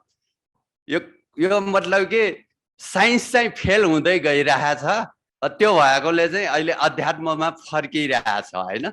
म यसको ज्वलन्त उदाहरणहरू दिन्छौँ। र युरोप अमेरिकामा तपाईँ डिप्रेसन भएका मान्छेहरू हेर्ने हो भन्दाखेरि चाहिँ 54% भन्दा बढी छ। र राति सुत्न नसक्ने मान्छेहरूको डाटा हेर्ने हो भन्दाखेरि चाहिँ 90% भन्दा बढी छ है। यो त्यतिकै गाँजा खुल्ला गर्छौ भनेर गरे होइन। अब अब शरीरको दुखाइ कम हुने ओखती खायो भने मुटुमा होइन त्यसको साइड इफेक्टले मुटु बिग्रिन्छ, किडनी बिग्रिन्छ, यो सबैलाई थाहा भएको कुरा हो। अब यसको विकल्पमा के छ भनेर खोज्दै जाँदाखेरि उनीहरूले चाहिँ गाँजा फेला परेर गाँजालाई चाहिँ लिगलाइज गर्ने कुराहरू भइरहेछ। यसमा हाम्रो चाहिँ कुनै खुसी व्यक्त गर्नुपर्ने आवश्यकता पनि छैन। र म यसमा चाहिँ म गाँजाको चाहिँ एउटा 4 स्टेजको बारेमा म बोल्न गइरहेको छु है। हाम्रो चाहिँ conscious mind, subconscious mind, unconscious mind र म अर्को एउटा थप्छु कलेक्टिभ कन्सियस माइन्ड होइन। अहिले के भएछ भनेदेखि यो दुनियाँमा मान्छेहरूको सबकन्सियस माइन्ड यति एक्टिभ भइरहेछ कि अहिले जाँच्ने हो भनेदेखि सायद चाहिँ डिप्रेसन नभएको मान्छे खोज्न चाहिँ मुस्किल पर्छ। र हामी स्पिरिचुअलमा भन्छौँ कि हामी चाहिँ होइन शून्यमा जान्छौँ। कसरी जाने त शून्यमा? हाम्रा ऋषिमुनिहरूले त्यतिकै प्रयोग गरे होइन। म त्यसको चाहिँ होइन म आधारहरू दिन्छौँ। तपाईँ चाहिँ जतिसुकै साधना गर्नुहोस्, जतिसुकै मेडिटेसनमा गर्नुहोस्, कोही पनि शून्यमा जाँदैन। र कोही त्यो मेडिटेसन गरेर शून्यमा जान्छौ भने यहाँ अगाडि ल्याउनुहोस् होइन, म देखाइदिन्छु। तपाईँ चाहिँ ध्यान गर्न थाल्नु भयो भने झन् तपाईँको दिमाग चलेर बस्नै सक्दैन होइन। त्यस कारण चाहिँ यो ऋषिमुनिहरूले किन प्रयोग गरे भन्दाखेरि होइन यो कलेक्टिभ यो कन्सियस माइन्डलाई क्लोज गर्ने, सबकन्सियस माइन्डलाई ओपन गर्ने र त्यहाँबाट अनकन्सियसमा जाने र त्यहाँबाट कलेक्टिभ कन्सियसमा जाने। भर्खर हाम्रो विद्वानले भन्नुभयो हामी चाहिँ के अरे यो के अरे के कोष भन्नुभएको थियो। जस्तै म सर्र भन्दाखेरि मलाई आउँछ जस्तै कि होइन अहिले हामी अन्न खाएर बाँच्ने भएकोले यो शरीरलाई अन्नमय कोष भन्छ र त्यहाँभन्दा माथि गयो भने प्राणमय कोष जुन सास मात्र हुँदाखेरि पुग्छ र त्यहाँबाट चाहिँ हामी माथि गयो भने मनमय कोष जुन हामी उड्न सक्ने हुन्छौँ र त्यहाँबाट माथि गयो भने हामी विज्ञानमय कोष होइन हामी पास्ट लाइफमा जान्छौँ र त्यहाँभन्दा माथि गयो भने आनन्दमय कोष होइन। यो गाँजाले चाहिँ हामीलाई चाहिँ आनन्दमय कोषमा लिएर जान्छ। जब हामी आनन्दमय कोषमा पुग्न सक्यौँ भनेदेखि चाहिँ हामीले चाहिँ अध्यात्मलाई चाहिँ प्राप्त गर्न सक्छौँ र हामी शून्यतामा जान सक्छौँ र त्यसकै निम्ति प्रयोग गर्ने चिज हो यो। त्यस कारण चाहिँ हाम्रो यो स्पेसल्ली नेवारी समुदायमा त अझ बच्चालाई पनि खुवाउँछ यो होइन। जुन अजिङ कुमाल भनेर भन्छ, अहिले पनि तपाईँ आयुर्वेदिक पसलहरूमा गएर होइन पुरानो होइन मा किन्न जानुभयो भने त्यो पाउनुहुन्छ र त्यो खुवाउँछ होइन। त्यो गाँजा खाएपछि के हुन्छ भन्दाखेरि चाहिँ हाम्रो शरीरको जुन सिस्टमहरूलाई छ नि होइन, हाम्रो शरीर बिरामी हुने, हामी धेरै सोच्ने, हरेक कुरा गर्ने भनेको हाम्रो शरीरको सिस्टमहरू बिग्रियो भने त्यो हुने हो र त्यो सिस्टमलाई चाहिँ बनाउनुको निम्ति प्रयोग गर्ने हो। त्यसकारण चाहिँ यो चिजलाई चाहिँ बच्चादेखि प्रयोग गर्नुपर्छ र अहिले बच्चाहरू पढ्दैन हैन, धेरै नै मतलब कि उच्छृङ्खल गतिविधिहरूमा लाग्ने। यो सबै कारण के भन्दाखेरि हाम्रो सिस्टमहरू हामी बिगार्दै गयौँ के। यो सिस्टमलाई बनाउनलाई पनि यो गाँजाको प्रयोग गर्नुपर्ने अति जरुरी हुन्छ र यसको मात्रा मिलाएर सबैले प्रयोग गर्नुपर्छ। र म स्पेसल्ली यो हाम्रो नारायण घिमिरे सर हैन, यस्तो प्रतिबन्धितको अवस्थामा पनि उहाँले किताब लेखेर हामीलाई जानकारी गराउनको लागि यो पुस्तक नेपालमा चाहिँ वितरण गर्न उहाँले लेख्नु भएको छ र उहाँलाई म धेरै धेरै धन्यवाद दिँदै यो गाँजालाई चाहिँ हैन, चाहे लिगली होस् चाहे अनि इलिगल होस्, यो त्यत्तिकै उम्रिने चिज हो। यसलाई चाहिँ हामी प्रयोग गरौँ र आफ्नो जीवनशैलीलाई परिवर्तन गरौँ भन्दै मेरो सानो यो भनाइ यही समाप्त गर्छु र आजको प्रोग्राम समाप्त भएको घोषणा गर्छु र सबैलाई धन्यवाद र नमस्ते।